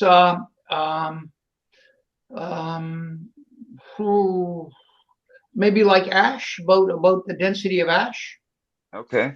Or maybe mahogany, that sort of thing. Turns quite Okay. nicely. Yeah, takes Yeah. a nice finish. You don't have to work at it a lot. Like oak has got a very prickly sort of surface. You have to work at getting oak smooth, but this is quite nice. Yeah, that's a pretty bowl. Yeah. Well done, Bill. Yeah, thank you. That's it for tonight. Good job. All right, let's do one more gallery. Then we'll go to our featured demonstration for the evening. Let's go to Mr. Patrick. We got you, Pat. I got this piece of spalted pecan, and it was a little bit punky, and I had to do a lot of stabilizing. Wow. With I actually used sanding sealer to stabilize the wood, and got a pretty decent finish on it. Yes, it does. And it's finished with a decent finish. Yeah, okay. yeah, it's decent. That's a great finish. It's finished with Renaissance wax. Wow. Yeah, I like how you did the foot. How big is that, Pat? How big is that? It's about 14 inches and probably 3.5, 4 inches tall. Yeah, that's a nice shape too. I like the shape. That's about the size I like my popcorn bowls. Yep. Yeah. I think that spalting really, I mean, the punkiness really helps, improves the look of it. Gives it something unique, kind of unique look. Beautiful. Yeah, it turned out pretty decent. And I got one more. This is a Al Furtado inspired piece, and it's a little box. Oh my. Nice. And I had no idea what kind of wood it is. But when it dried, it cracked. Really? I filled it with milliput. Cool. Did you drill all the way down to get where your fingers are? Is that where your fingers are right now? Is that drilled down through? Hollowed? Yeah, hollowed. No, it's just hollowed down to approximately in here. Right. And the base is solid. Okay, nice foot on there. Nice idea. That's a fun little turn. Really fun item. Yeah, that's pretty. Thank you. I could see you running electric and making that a light. Yeah, looks like a little lamp. It's pretty. You could run LED light sticks, light bars underneath that underneath here. underneath there. Yeah, Ooh, that would yeah. look fantastic. That's an idea. I really like that. It was a lot of fun to turn. Yeah. Or you could drill a hole in the side of it and, call it a birdhouse. Yeah, could do that too. Now you're Oh, talking. run Multi-use. lights on it. That's awesome. That's all I got. All right. Very good. Thank you, sir. Thank All you. right, let's swing back to Captain Eddie here for a couple minutes, and then we'll get on with our demo. All right, Captain, I got you now. Okay, we're all back and ready to go, folks. We have Safety Sue had been under the weather lately, so Yeah. we will be doing a safety program tonight. But don't forget, safety is important to us all, folks. And I have to say this: at our age, we don't heal real fast, so don't get hurt. Okay. We're still looking for ideas and tips. Now, a little earlier, we heard Dane kind of breeze through. Now he put a finish on something. Did y'all hear that? Yeah. He kind of breezed through it. Now, that'd make a great article for Worldwide Woodturners newsletter. The newsletter's out today, brand new edition out there. Got another great article in it. Now, because the newsletter is unique. It's different than anything that's out there. And remember, your club is doing 2 newsletters a month, or well, really, it's every other week. And we're looking for input for that newsletter. But I've seen some great art come up tonight, some great ideas and some beautiful pieces. We do expect to get photographs from all those pieces because it really matters that we show your work, because we're looking for work for the finest wood turning artists in the world. That's right. And we find it right here. So we want to see your work. But more than just seeing your work, can I see the procedure? See how you held it? I mean, earlier we heard Al talking with oh man, Terry. yeah, about how to hold a piece, and then Duxbury jumped in on how to thing, and then Duxbury threw a jig in there that he could do it. And those are the magical moments of these meetings, where when those parts are put together, magic happens. It really does, because as you were sitting here listening to those 3 turners interact and talk about how to turn this piece, how to hold this piece, how to get it the way they want it, how to enjoy it, then you clicked on to, I can take that and do such and such with it. Or over here, or that. And the truth is, folks, if you can hold it, you can turn it. And if you can figure out a better way to safely hold it, you can turn it safer. Busted knuckles are not fun. So let's take a look at this. We saw some ideas go through it tonight. We got plenty of room in the newsletter. JJ's got another issue coming out, but there's always future issues, and it all depends on you to get involved. Level Up is shaping up really good, folks. Details on Level Up are in one spot alone. And you can trust that our webmaster, our master webmaster, Dave Rose, has got all that information on the world's greatest website for wood turning, worldwidewoodturners.org. And the top banner, it says Level Up. Press on that, and you get there. All the details, every time we lock something in, firm something up, get something going, have an idea, all that information goes into our newsletter, just like the demonstrations tonight, the tips, the hints, the photographs, everything else goes there. So it is your wood turning club, you're tuned into it, and we want you to kind of throw a few things in the bucket. That's what we're going to do. Who's on tap for the demonstration tonight, Dane? Well, we've got Mr. Dewey Johnson on tap. Oh, man. I got to go pop some popcorn. We're going to swing back to him. So he's got a recorded demonstration on how he did his Middle Eastern vessel that he showed a couple weeks ago.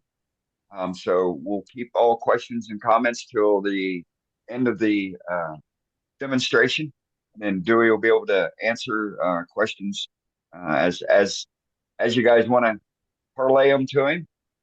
And with that, I am going to mute everybody. And Dewey, you will need to unmute yourself. So I'm going to mute everybody now. Yeah, hello everybody. Today we're going to demonstrate how to put handles on this. Here we're going to do our attach points for the top and the bottom. So what we're going on this one, we're going to put the bottom one here and the top one up here.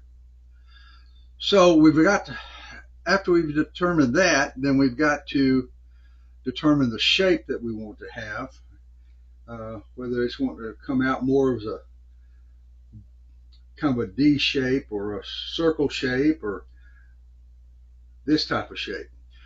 So in order to do that, we've got to be able to get a profile of this so that we can sketch out what we are possible handle configurations. And the way I do that, I'm going to turn on the overhead light, turn out the lights, and we're going to put a shadow down here, and I'm going to trace the shadow, and we'll use that as a template for deciding the shape of our handles are going to be. So here we go. We're going to turn this light on up here, and we're going to turn these lights off. There. Now we see we got a shadow here. Now the shadow looks this way because the light is that way a little bit. So let me get a pencil and let's trace this out, and that will give us a profile from where we can work to determine the shape and configuration of our handles. So let's just start here, and we'll do this. Just trace around that shadow. Whoops. I'm not the best tracer in the world, but we're going to do it anyway. Here, like this, and like this. Okay, so now I'm going to go around on the other side and trace the other shadow. Whoop, here we go. Right, here we go. Around here. And then around, whoops, around here like this. Okay, now we've got our profile drawn. We need to decide where we're going to attach. Well, the best place to attach, I think, is right in the very bottom of this cove. So we're going to put that right here. And then I guess we'll attach right at the very height of this bead here, very tight. So that will be right here. Okay, so it's here and here. So turn the lights back on. And we'll turn our overhead off. Okay, so here we are. We got our profile. Now we could do various shapes. We could make a shape like this, come in here like that, or we can make a shape like this, a little less of a circle, and come into the side.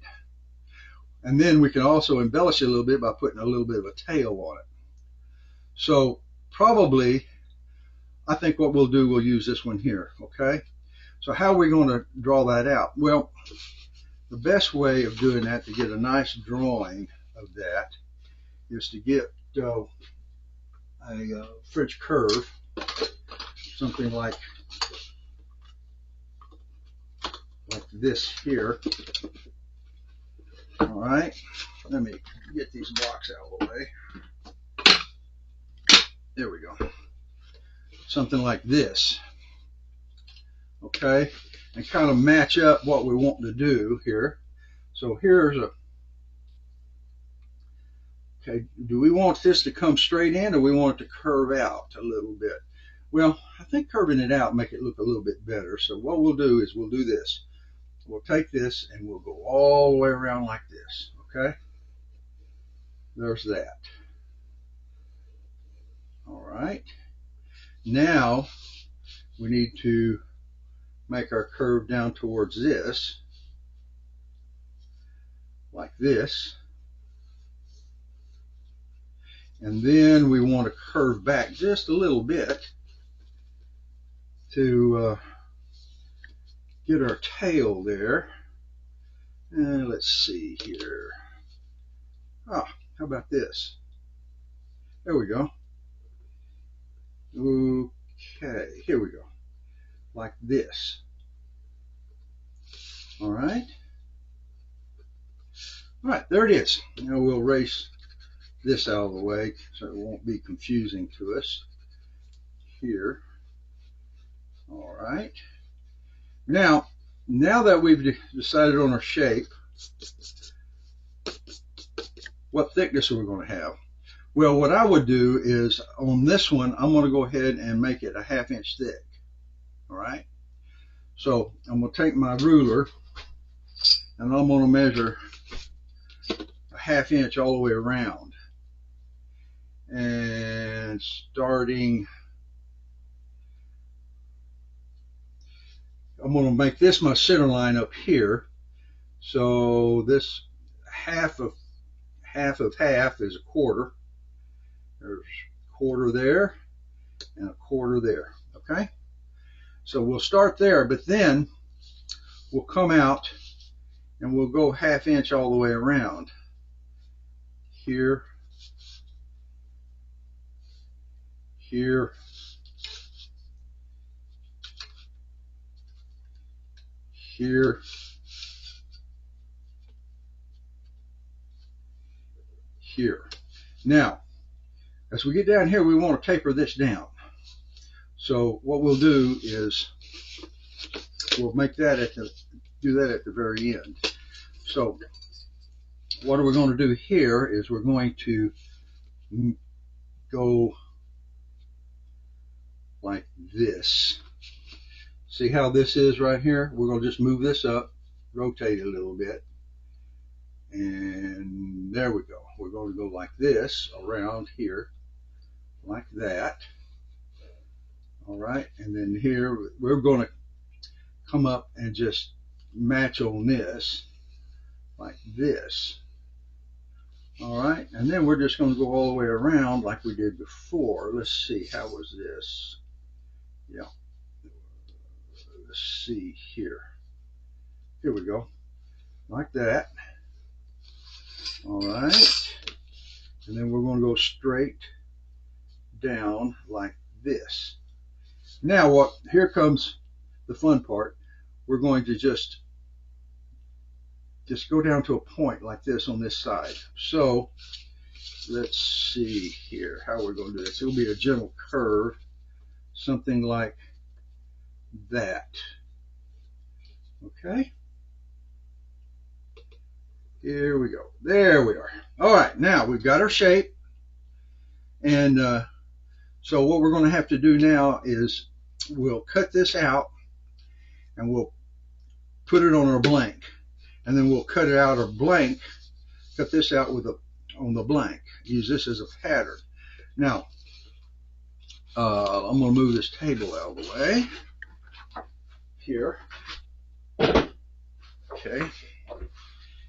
And here's our blank right here. Right here. This is a piece that I saved. Well, before we cut this, before we cut this out though, I'm going to resaw this as a 1/2 inch slabs. And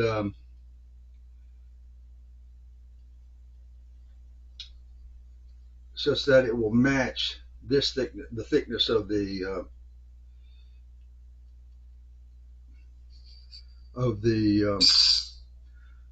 handle here. So this will be a 1/2 inch wide, and then it will be a 1/2 inch a 1/2 inch thick and a 1/2 inch wide. Okay. So what we do, let me go to the bandsaw right now. There's no need for you to follow me. And I will resaw this into 1/2 inch pieces, and then I'll be back. Okay, I've cut these into 1/2 inch thick slabs here. I've taped them together with Turner tape, this spec tape. And then I cut out the template for the pattern for the handle, and I put it on with double-sided tape, which is this stuff I got from Amazon. It's some Chinese made stuff, but wing tie tape right here, wing tie tape. Anyway, it's very good tape. It works well. So what I'm going to do now is I'm going to take this over to the other bandsaw, and I'm going to cut this out, and then we're going to see how we can get it fitted up to our vessel here. Okay. All right, I'll be back. I just wanted to show you. I got the first one sanded. It's been about 10 minutes worth of sanding, but I hope you can kind of tell the difference here between the two. The goal is to get these edges where they just blend into the sides and blend in to all the surfaces, such that you can't really tell where the curve starts and the curve ends. Okay. Alrighty, so I'm going to go ahead and sand this one. I start off with, I use this. This is a Clean Sport product. It's a a cloth backed sandpaper. It's real flexible, and I do it, and I take and I sand like this. I don't know, can you see? Just up and down the whole thing to get these rounded off. Then I got Cubitron, some Cubitron here. I really like it. Some 120, and I use it to, here, whoop, upside down, here. I use it to sand the sides to get the saw marks out and just smooth them down. So anyway, I'm going to go ahead and sand this one. And once we get that done, then I'll be back. All right, after about 30 minutes of sanding, we've got our handles shaped. Started out with 80 grit to shape them, get all the curves and all of the uneven surfaces together. Then I went up for the grits to 220 from there. So there you go. So anyway, now comes a challenge to fit these here and here. Now, what we need to do is, on this one, we need to do a little bit of a concave curve here to get that to fit. And over here, I think we can just go ahead and fit it like that. Just let it touch. Let's see here. Might flatten that just a little bit. Yeah, I think I will. I think I'll flatten that just a little bit. Let me mark that here. And let's see, where do I want to flatten that? I want to flatten it right in there. That area there. Yeah. Yeah. So that it'll give a little bit less of a gap there. Here. And same over here. About right in there. Let's okay. All right, what we're going to do now, we're going to take this over to the carving station, and we're going to try to carve these curves to get that to fit properly. So let's move the camera and we'll see over there.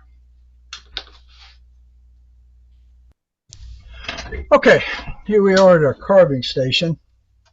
So we're going to have to put a little concave on this. See this here? This, see right here, you got a little gap right here. So we're going to have to move this up a little bit. There we go. And then we're going to have to carve a curve into here so it'll make it fit. So let's do that right now. Basically what we're going to do is take just a big old round bit like this one here. Let's see, here we go. This one here, and gently just carve a curve into that. So let's see here. Let's pull out the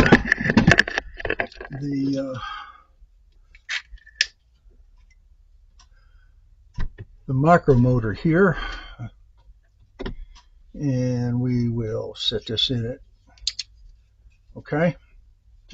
So here we go. Contact, turn it on, and down here, and here we go. So very gently, let's see here. Keep that here. Very gently put a curve into this.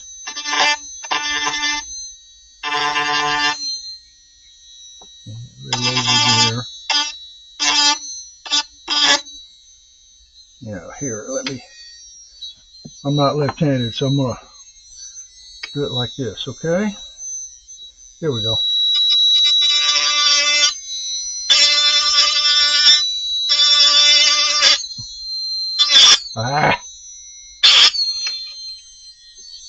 I'm causing all kinds of problems here.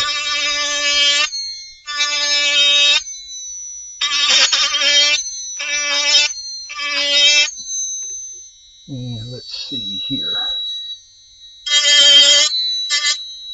There we go. See, we got a little bit of a curve. Let's see, where am I? Right here. Okay. Now you see we got a little bit of a curve in that. Let's see how it fits up, okay? Well, that looks pretty good, actually. Let's see. There's still a little bit of a gap in there. All right, so we'll put a little bit more curve in it.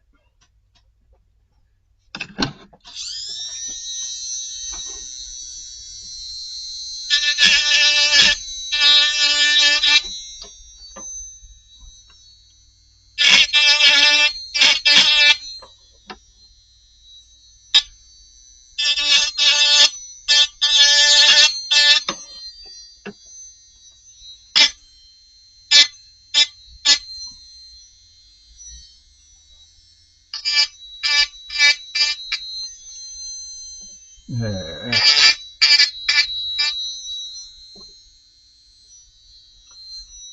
I'm going to change bits. This one's a little bit too aggressive. We'll go to a different one. One that's not quite so aggressive. Something's a little bit easier on it. Let's see here. What do we got? Let's do this one. Let's do this one here. Yeah, this one. Well, and that goes to the other. Here we go. That out. That up here. Here we go. Now this is a stump cutter, so it's a little less aggressive. And here we go. Okay, here we go.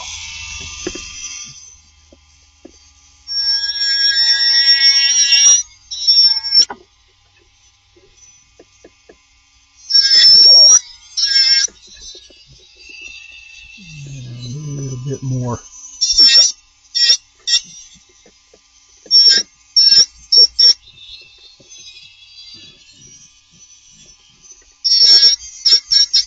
There we go. Now let's see what she looks like.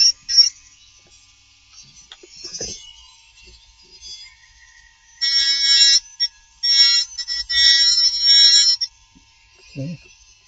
got a goof here, so I'm gonna have to.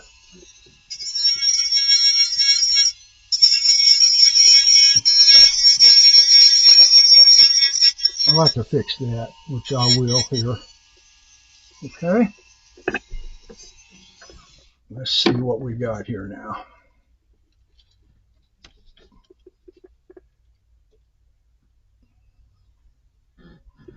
All right, now, if you notice we got a curve going back this way, so we're going to have to curve this back. We're going to have to curve this back this way some, okay? Same thing on top. So I'm going to change this a bit. I'm going to go to a ball. This one here.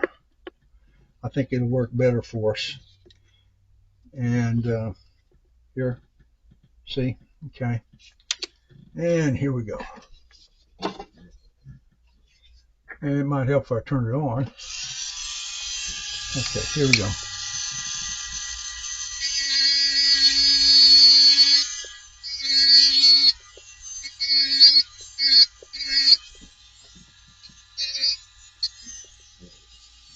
Back this camera off just a little bit this way so you can kind of see what I'm doing. Here we go. All right. Okay. Let's see what we got now.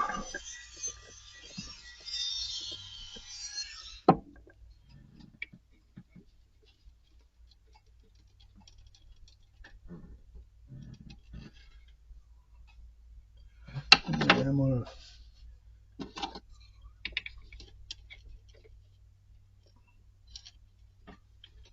it's still a little bit here. It's a little bit high. So I'm going to trim that off a little bit. Just a little bit here. On the other side too. All right, let's see.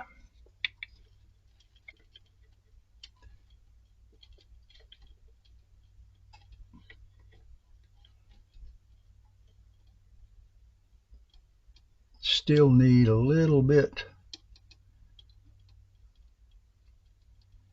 Need a little bit more curve this way. Yeah.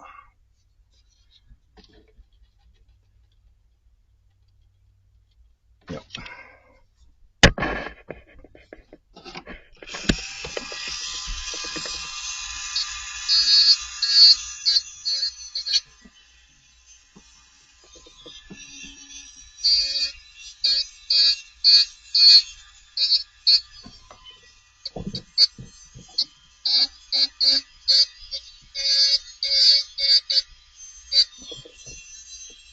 All right.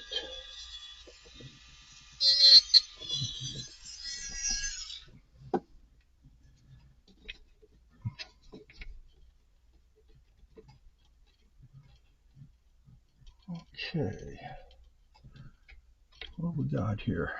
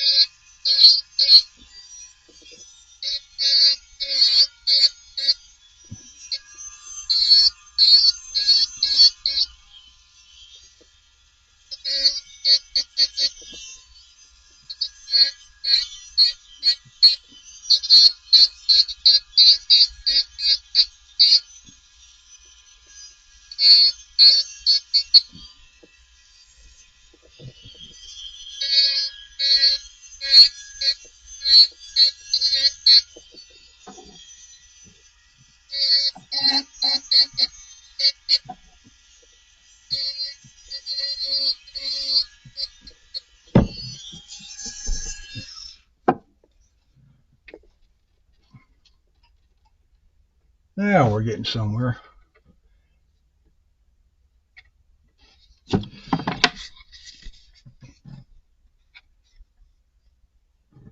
Let's see.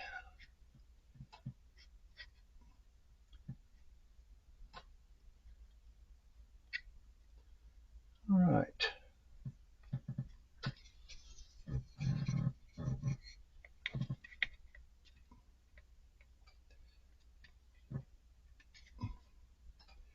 That don't look too bad right there. All right. So what we'll do, let me get a little bit of sandpaper here, and I'll sand around this way here, like this, and the other side same way.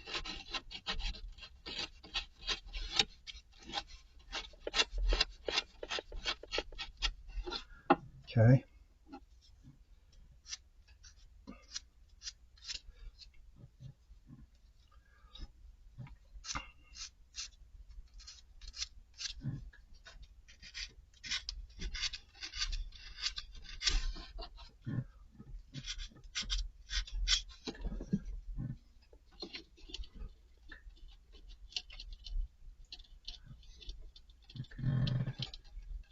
Okay, so now we got to cut a little deeper in here to match that curve there.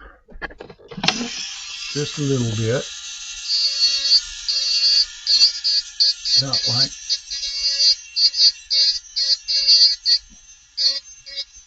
inside here. Okay, and then we got to go here. So you got to curve this curve here. So we got to go a little deeper in here like this. Just a little deeper inside. Okay.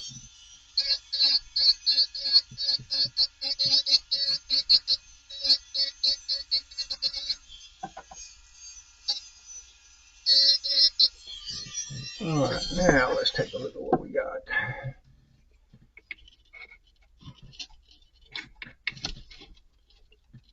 Well,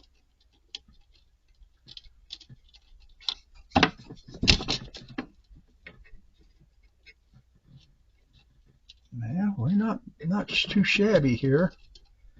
So I think we'll go with that on this one, and then let me get the other one done, and then we'll glue them on. All right.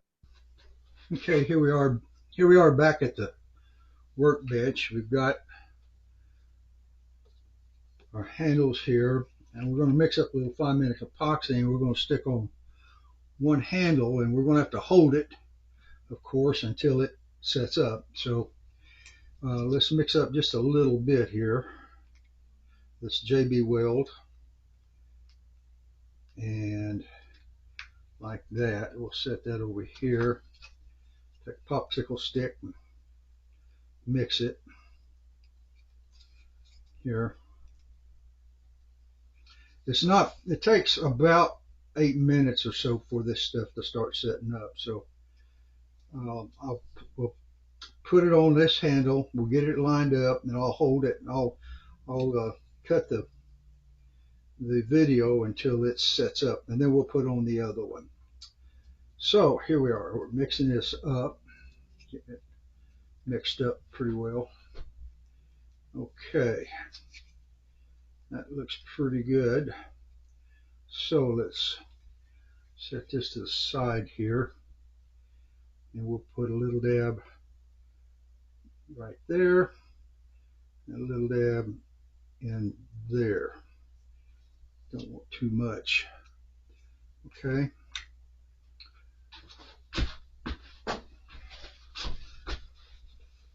Okay, here we go. There and there. Make sure she's lined up straight.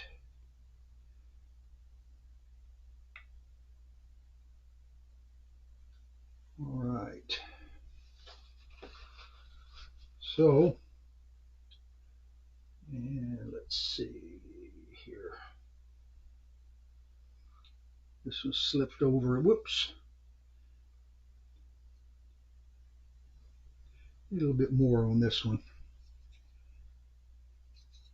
There we go.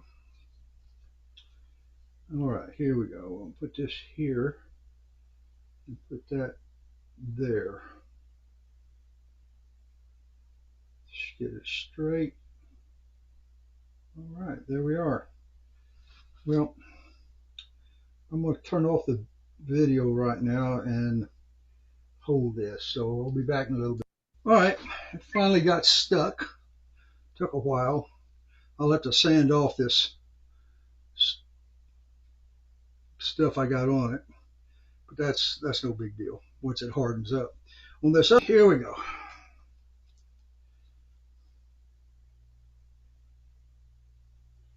There we are.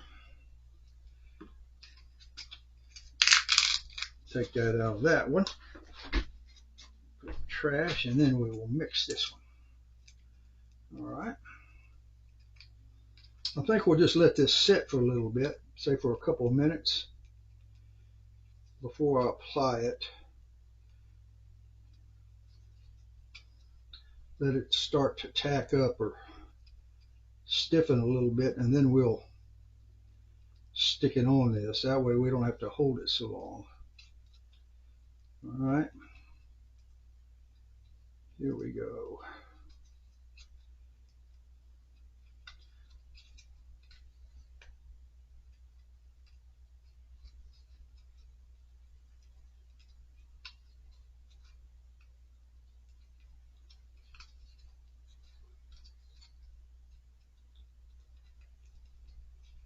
Okay, that's probably mixed up good enough.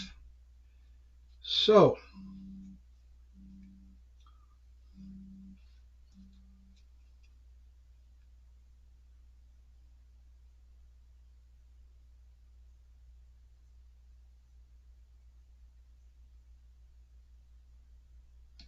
there.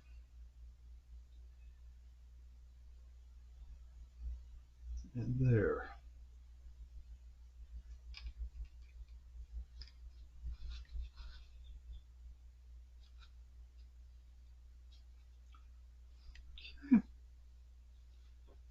Let that sit for a minute or two.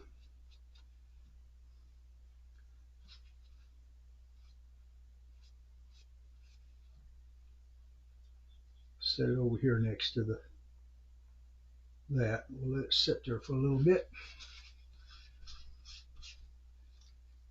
We'll watch this when it starts tacking up. Okay, after much patience, holding, and one thing or two, I finally got them both stuck. This one's still a little bit loose. This one is solid. So I'm going to have to do some sanding here to clean this up. But there you go. Handles on vessels. So I think maybe if I probably just need from now on get some real thick CA gap filling and put it on there, and that will probably make life a lot easier for me and anybody else that tries this. But there you are, and I hope this video was informative and that everybody learned something from it.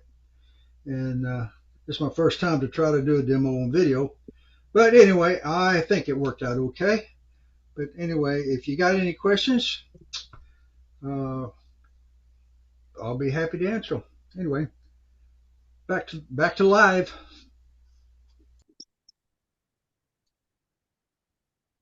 Well done, Dewey. Awesome.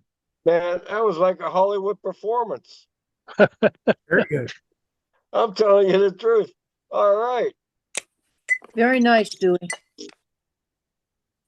You know what the best thing you put across was patience.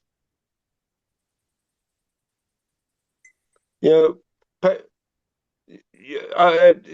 for like mixing the glue for just one handle at a time. Patience and you know, well, the grinding. But Yeah, that was very nice. Thank you. You're welcome.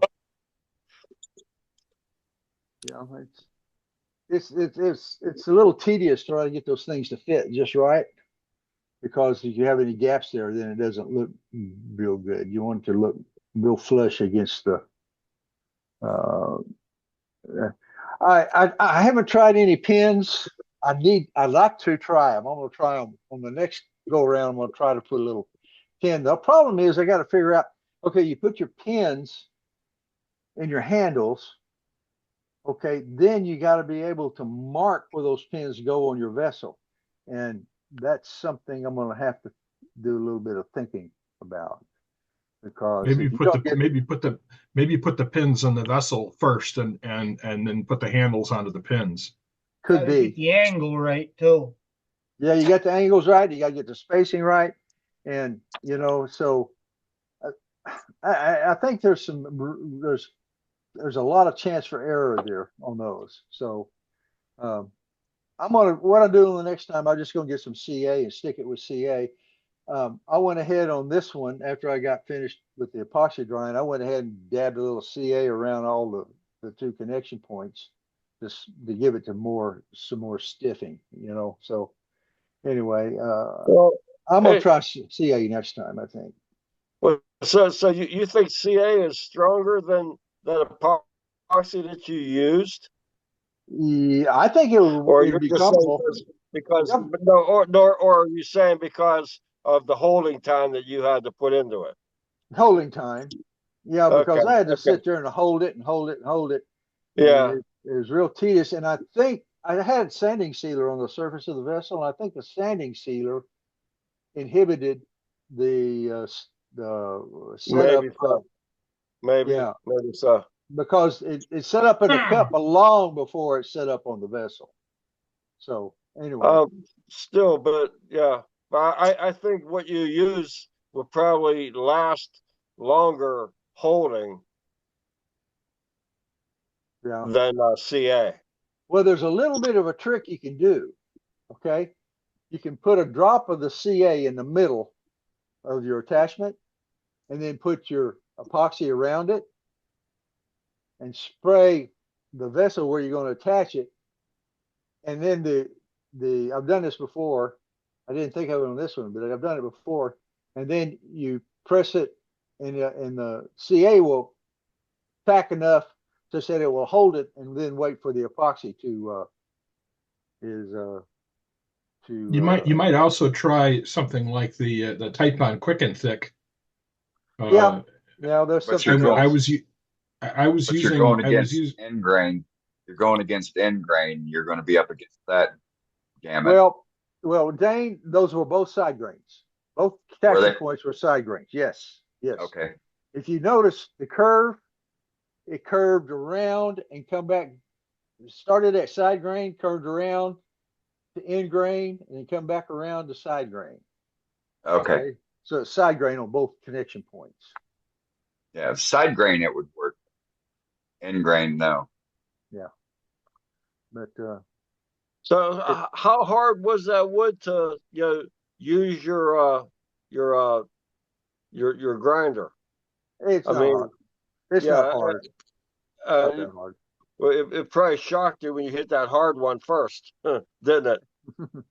Yeah. Well, it's hard maple is what it is, and but it carves it carves on small carvings like that. It carves all right, and really I prefer it over some of the softer stuff because it doesn't peel. It actually cuts. It doesn't peel like some of the other stuff. With like yeah, and it's consistent. It doesn't chew through things too fast. yeah. So the trick is like you said from the video, you can see the hardest part was getting the shapes right to attach to the vessel. That's the hardest part. Everything else fairly easy. It just takes time. The sanding, you sand and you sand, you sand. You eventually get the curves the way you like them. And I first routed them out, and then I sanded them. But I sanded and sanded and sanded and sanded, and finally got them shaped the way I like them. Because you want the curves, the edge curves, you want them to blend together with with any flat sides, you know, so that you can't really tell where that curve starts and the curve ends. So anyway, that's my way of doing things. And there's a lot of, like I said, the pins is something we can try. We can try different adhesives to see how they work out. But it's always, you got to always keep in mind the end product, you know, because I had to do a lot of sanding just to clean up glue smears. And the thing about that epoxy, it doesn't soak into the wood too much. Of course, I had sanding sealer on it, wasn't going to do it anyway. But Well, how far deep do you think the sanding sealer actually goes? I mean, where you're well, it's just gonna a, put, where it's you're on the gonna put surface. yeah, right. So just at those spots, just sand it away by hand, and use. I mean, I understand what you're saying. You want to stand there a while, and you don't want to stand there a while, but Yeah. I think the glue that you used, it's like 38,000 pounds or something like that. It's a strong glue, Yeah. you know. So I mean, yeah. But I mean, anyway, who's going to pick one of those things up and twirl it with his finger, huh? You know, not in front of me. A 6-year-old. A 6-year-old.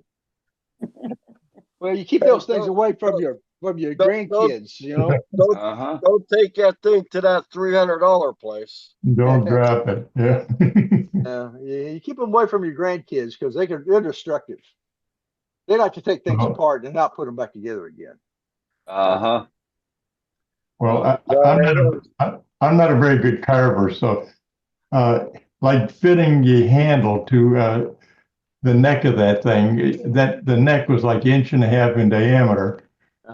I use an 1.5 inch sanding drum, and I hold it against that at the angle I want, and it planes it on there. But that's only because I'm not a good carver too.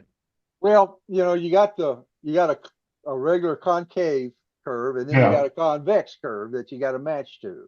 Yeah. And so once you get your probably the best thing to do is do your concave first, and then come back and sand off put your thing in a vise, and just do like this. Yeah. Get your outside curve done, and I think it probably work out better. I think I'll probably do that next time. Just do like you said, do the inside curve first, and then do the outside with the sandpaper. That clean spore cloth paper works real well for doing stuff like that. I also like the shadow method. You can also draw what you want, turn the light on, and turn the piece to the drawing. It goes the other way around too. Yeah. I've seen people try to turn spears doing that.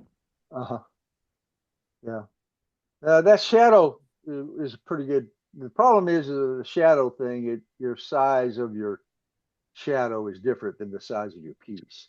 That's the reason you want to get your paper that you're going to shadow to right up against the vessel, and you want your light as high as you can get it, because if you notice, you take a flashlight and you go up towards something, the shadow behind it gets bigger. So you want right that straight line, yeah.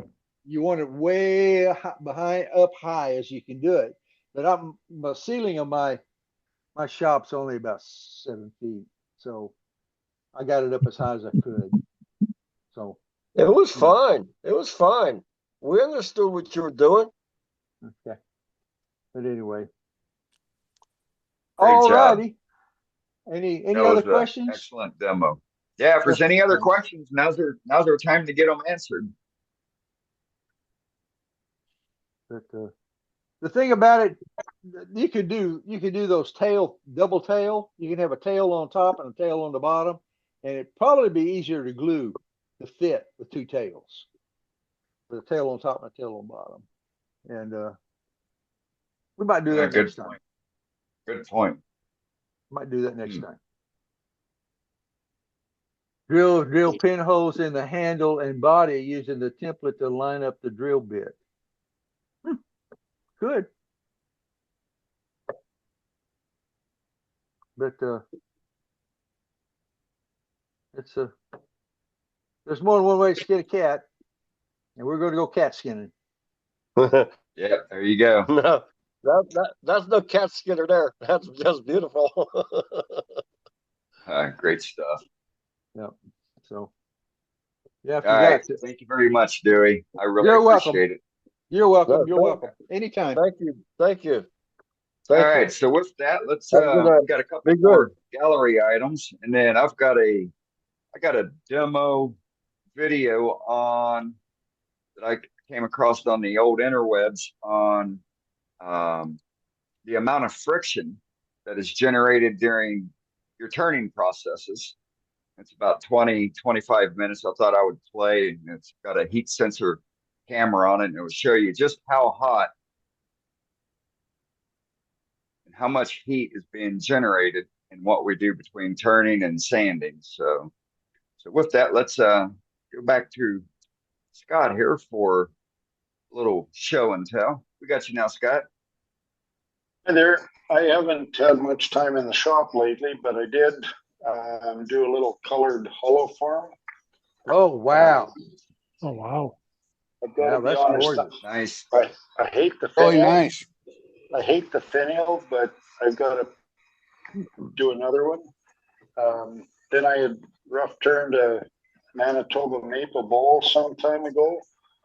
So I've got it finished finally. Nice. And then Great shape, Scott. I Yeah, I bought like that shape a lot.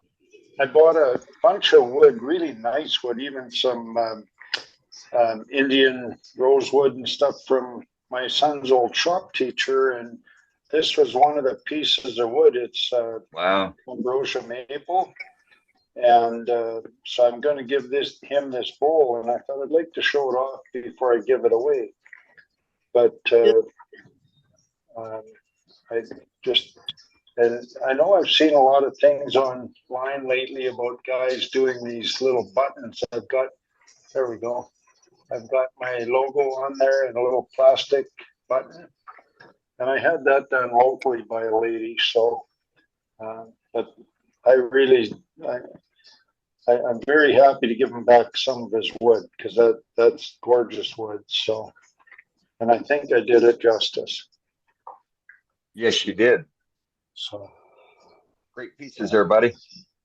That's what I've got tonight. First time I've had All right. anything turned in 3 months, so I'm happy. Yeah. Right on. Here's to more pieces being made and shown. Yep, you bet. All right. Thank you, sir. Thank you. All right. Let's go to Mr. Miller. Hey, Doug. Hey guys, I'm glad to be with you. Between a cold and job orientation, this hadn't been the best of days. But anyway, that's all beside the point. Had a lady who came up with a piano chair, not a piano stool or bench, but a chair with lots of spindles. And this is one of the legs. The tenon in the top end where it goes into the bottom of the seat was broken out. The stretcher was broken off. So 2 legs and 2 stretchers need to be turned. Well, there's the original leg. There's my rendition. It's a little long here. It's down to the right diameter, but it's a little long. So when I install it, I can have it upside down, cut this off so that it's nice and flat on the bottom. Doesn't have any finish on it as of yet, but it does have all the shape that it's going to get and all the sanding it's going to get. So Beautiful. you can see right there. Okay. It's Great job. Great fairly job. close. You did. Fairly close. You did a good job on that yesterday, Doug. Yeah, thank you so much. That's it for me tonight. Looks great, Doug. All righty. Thanks, Beautiful. guys. All right. Thank you. Hope everything turned out well this evening. Everything was fine. Yeah. Good. Everything but the cold. The cold is driving me nuts.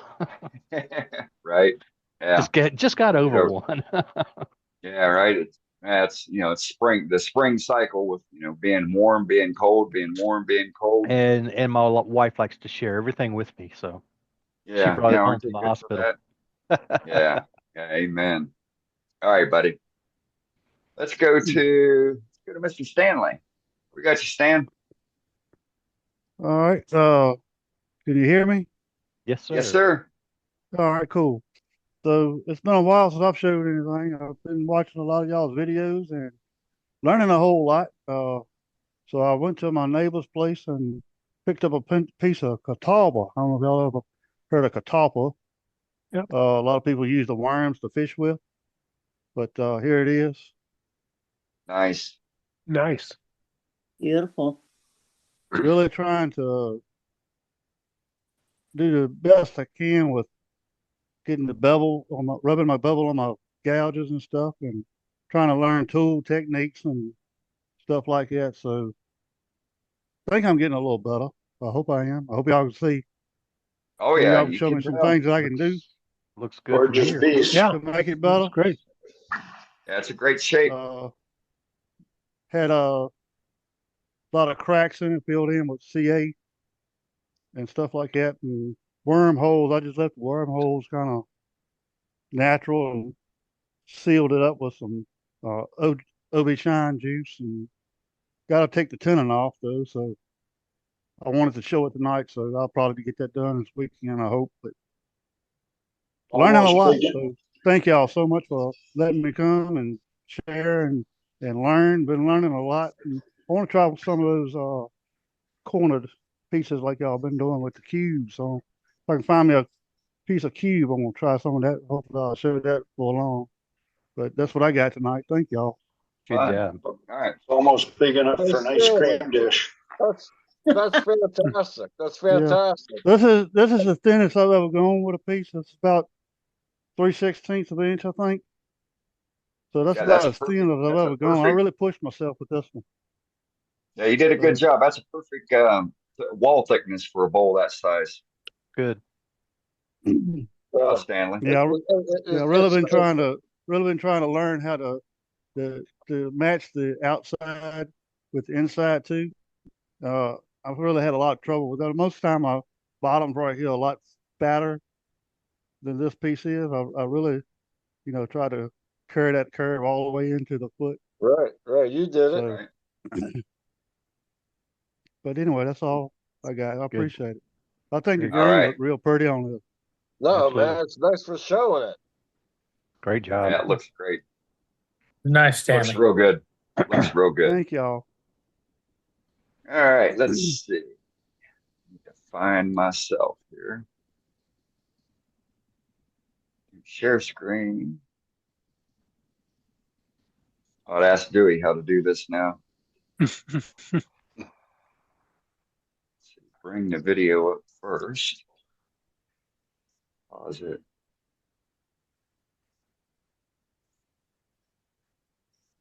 Big screen.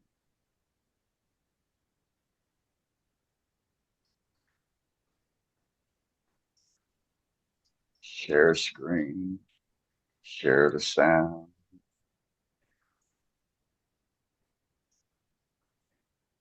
Okay, and so like I said, so this is a video on this gentleman's using a heat sensor doodad that he plugs into his phone, and so he's going to be filming, showing the turning process, and then at the same time he's going to be showing the heat sensing resolution coming off of the phone app to show you how hot everything is. I thought it was pretty neat. One of our members, Jason Cody, sent to me a few weeks ago.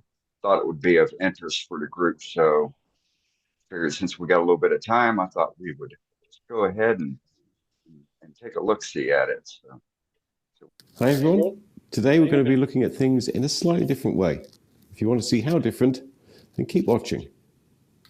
Y'all got sound? Yes. That was really interesting, though. I never really thought about the, your tool and gets hot, and so the shavings hitting your hand, but never really thought about videoing with a thermal camera. I was able to touch my lathe tonight. All right. Cool. That doesn't mean it's plugged in or working, but I did touch it. Yeah. I haven't touched mine since Saturday.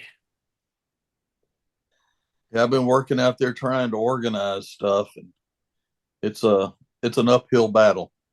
Oh yeah. Oh, tell me about it. About the time you think you got it, you'll decide to change it. So Well, you know, you get one section looking pretty good, and then you shift to another section. Next thing you know, Yep. the section that you had looking good is a Right. mess again. exactly. What's organization? I don't know what Yeah. that is. That's a good question. Yeah, horizontal surfaces are the bane of my shop existence. Yep. If I Yeah, organize who you something, tell I 'em? can't find anything. My lathe currently has a stack of stuff on it because I needed to use my table saw, and that's where everything was stacked. Oh no! I had one in the Yes. shop the other day until I found a flat surface. Just saying. Yeah. I have two workbenches, and one of them is always covered up, and the other one about 3/4 of the time is. Right. Yeah, one of my workbenches is literally 18 inches deep of stuff. Right. Yeah, but mine is too. I'm sure of it. Yep. Yeah, one of mine is 18 inches deep. The other is 22 inches deep. I just got one question. They're not supposed to be like that? Hey, Gary, for the I got first the 6 question. months, for the first 6 months, Yeah, I had that. I my had internet that just went down, so I'm stuck on my cell phone now. So apologies for that. No problem. No worries. I spent the last month and a half getting my shop organized, and I went out and turned a couple things in the last couple days, and it's just back to the same old now. Yeah. Yep. That might be an idea for a meeting though, Dane, is to have a look at everybody's shop. Yeah. Oh dear God! Now I got to clean. We could have a prize for the messiest shop. I win that one. I win. Yeah, I win. I'm in the running. Billy, I've I'm seen in my the shop. running. I'm way in the running. Yeah. Yeah. I But the cleaned thing it. I of it can't is, find the majority anything. the majority of people won't invite us into their shop to show us. It's only, the same 10, 15 people. I would love to have you look at my shop because somebody would look at it and go, "Oh my God, who helped you set that up?" We'd be looking Well, over you- it like, you "Hey, guys- Scott, look at that piece of wood. How come you're not turning that?" You guys have seen mine. I got the only way I can operate is I've got arms with lights and stuff on them, so it's like there's places in my shop I can't get to. Well, see, the problem with mine is I have all my tools in there right now, plus half the stuff from the house I moved out of. Mm-hmm. Right. Main shop's not too bad, but my turning room is a disaster. Mm-hmm. I've got all the camera equipment from our club because we're trying to update our equipment and we're trying to go to a wireless transmitter and receiver. Okay. I'm sort of technically illiterate, so it's a work in progress, but we've got a nice little boom and a tripod and camera set up. I just have to figure out how to make it work now. So See, I believe that everything in my shop that is a horizontal needs something on top of it. So Well, you that- got to hold it down. So Yeah, Yeah, exactly. that's right. Those Now things you're float making me away. feel better. Hey, Because I don't guys. have to feel so bad There you about go. the fact that when you look at my shop, I only have to move 3 or 4 or 5 things to get to my lathe. Mm-hmm. Well, you know, that cast iron will get up and fly off if you don't weight it down. That's right. Well, Sue, you'd be happy to know that I brought my vacuum out to clean because it's safer if it's clean, and I tripped over the cord. Oh my goodness. Oh, no. Okay. So I put it away again. But did you fall? No, I caught myself. Thank God. Yes. Got a question. Who was it talking about going wireless with your cameras? That was me. Me who? Scott. Scott. Yeah. When when y'all get that up and working, can you share that information with us? I certainly can. I got everything off Amazon here a couple weeks ago. I was hoping to have it all set up because we have a sawdust session this Saturday for our club that I wanted to record. But father-in-law is getting ready to go to home. He's in hospital, so I've had other things on my mind here in the last couple of weeks. So, but I'm hoping this Saturday at our sawdust session that I can either get it working or send it back to Amazon. So, and I'm hoping for option A. But I will certainly share it. I will certainly share it. Gary, Yeah, I that'd be put a great. question in the chat for you. Oh, okay. Let me open the chat. Lovely. Yes. I was gonna say, hey, Doug, did you find sir. out your schedule? No, not exactly. I know I've got to work see the next you 3 bouncing days. back and forth there. Yeah. I've got to work the next 3 days in training. So we'll know about next week. You have to say, well, learn how to say hello so many different ways. That's it. Yeah. Something different from howdy.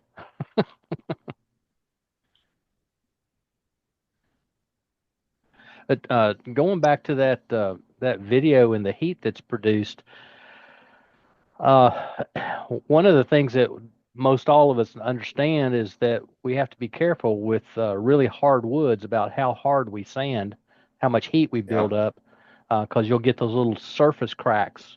They're not deep; they're just surface cracks. That's all they are, but they're so annoying, and that's all caused by sanding a bit too hard.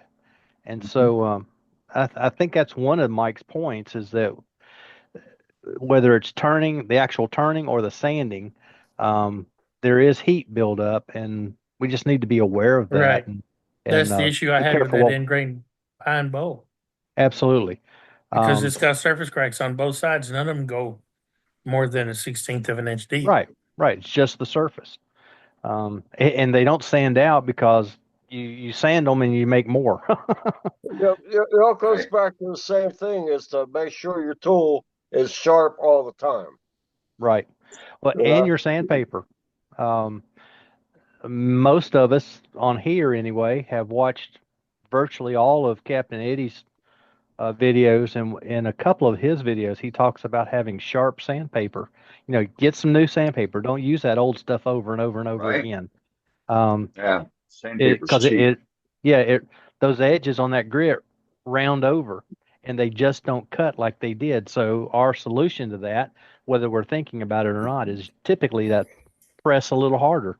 We press a little harder with a dull sandpaper, and it builds up more heat, which Right. causes surface cracks. And some of those woods are nice woods like ebony, African blackwood, that pine that Billy had there.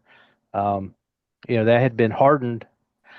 Billy, I was thinking about that the other day. That's kind of like being case hardened, where that resin inside the wood got hot and then Right. cooled off. Instead of being soft anymore, it became hard, and it was in the wood, so it just made the wood around it harder. Therefore, you had surface cracks. Yeah, common sense. Right. Right. Pink Yeah. ivory and gaboon ebony and especially snakewood or leatherwood. Yes. The only difference between snakewood and leatherwood is that snakewood is quarter sawn leatherwood. Yeah. And all of those, well, snakewood likes to crack if you look at it. But I Mhm. mean, any kind of heat whatsoever, heat from Right. drilling, from sanding, will crack the ebony and pink ivory in a Yep. heartbeat. Absolutely. Yeah. So you're saying that I shouldn't use the sandpaper till my fingers go through the paper at the back? No. That's No. right. No. Probably not a good idea. Use it like somebody else bought it. Yeah. Leatherwood is so bad, or leatherwood, snakewood. I actually quit worrying about it cracking and and pretty much wait till it does when I'm making a snakewood pen, and then I glue it back together and just the cracks, if you can see them, they're just accents. So I wait till it cracks before I fix it and finish it, and then I never have a problem with it. It's crazy. I'm glad you said that, Billy, because I got a piece of pink ivory in that wood I bought from that fella, and I've been scared to use it because I don't want to wreck it. But you won't, as long as you go slow, take light cuts, let the sandpaper do the work when you're sanding. Don't put any if you apply any pressure to the paper hardly whatsoever, you're going to generate too much heat. So just gently sand it, let the sandpaper do the work, and if it's not cutting right, get another piece of sandpaper. And just let the sandpaper do the work, and just don't overheat it. Thank you for that. Eastern red cedar is bad for that. It's real heat sensitive to sand. Yes, oh yeah, so is ash juniper. Yeah. Well, an eastern red cedar is a juniper, so I mean they all are. Yeah. Yeah. Guys, the I've had sanding the CA. ebony. Sanding sorry, the Gary. ebony and it not cracking up, getting hot and cracking.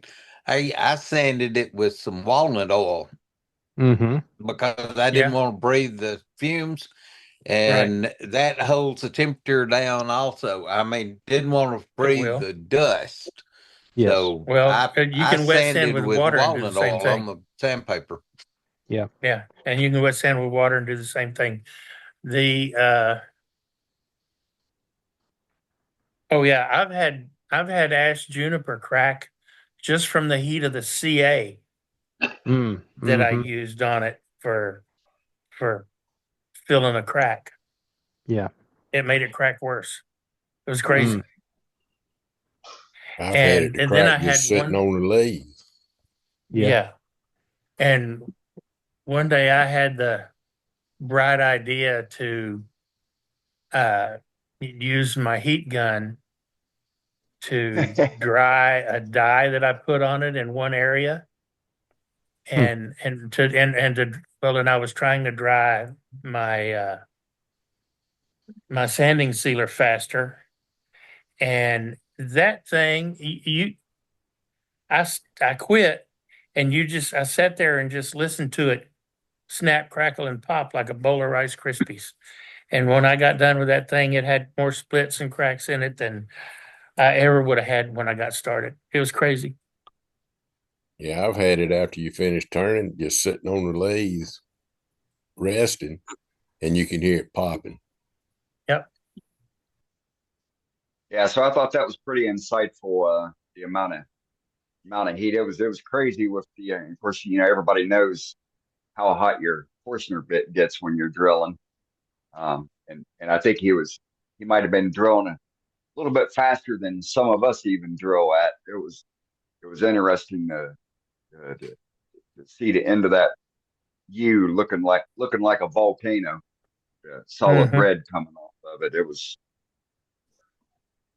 think it was very good, especially for those that don't understand.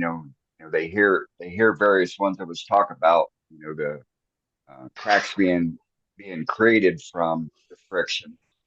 To have your sharp tools, not to be rubbing and shoving the bevel of the tool so hard against the wood. To use fresh, clean sandpaper, sand at low speeds. Always use clean sandpaper. But I thought the thermal imaging was spot on to highlight what's really going on with all the various cutting actions that we do in our little hobby craft that we partake in. I got a question for you. Abernet, how long does a sheet of Abernet last? Depends on usage, the type of wood. So it does dull after a while, is that right? Yeah, it does. Yes. Yeah. It lasts longer than your typical cloth or paperback paper. Yeah. Yeah. And unless you're too higher hard on quality it. paper. Don't ask me how I know. Unless you abuse it like Billy. Also, I think Howard King said he had something to show us. Well, nothing like Howard waiting until the very last moment to say he wants to No, show something. he put it in there earlier. Did he? I saw it too. Is he still here?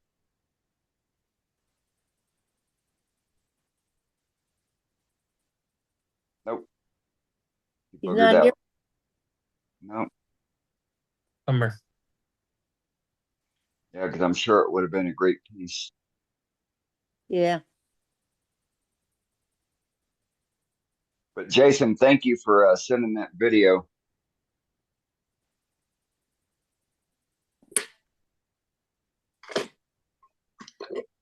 Waterburger. Yeah. What was for dinner? Dean's rubbing my nose in it.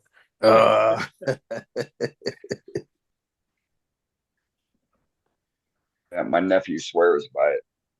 Well, we're up against the top of the hour, so we'll call this the demarcation point for the official meeting. So great meeting, awesome demo by Dewey tonight on doing those handles. We had a lot of great gallery and a lot of good discussion on this, that, and the other. And I really appreciate everybody that's still here and hanging out. And I'll keep the session open. And we can just go back to sitting on the tailgate like normal.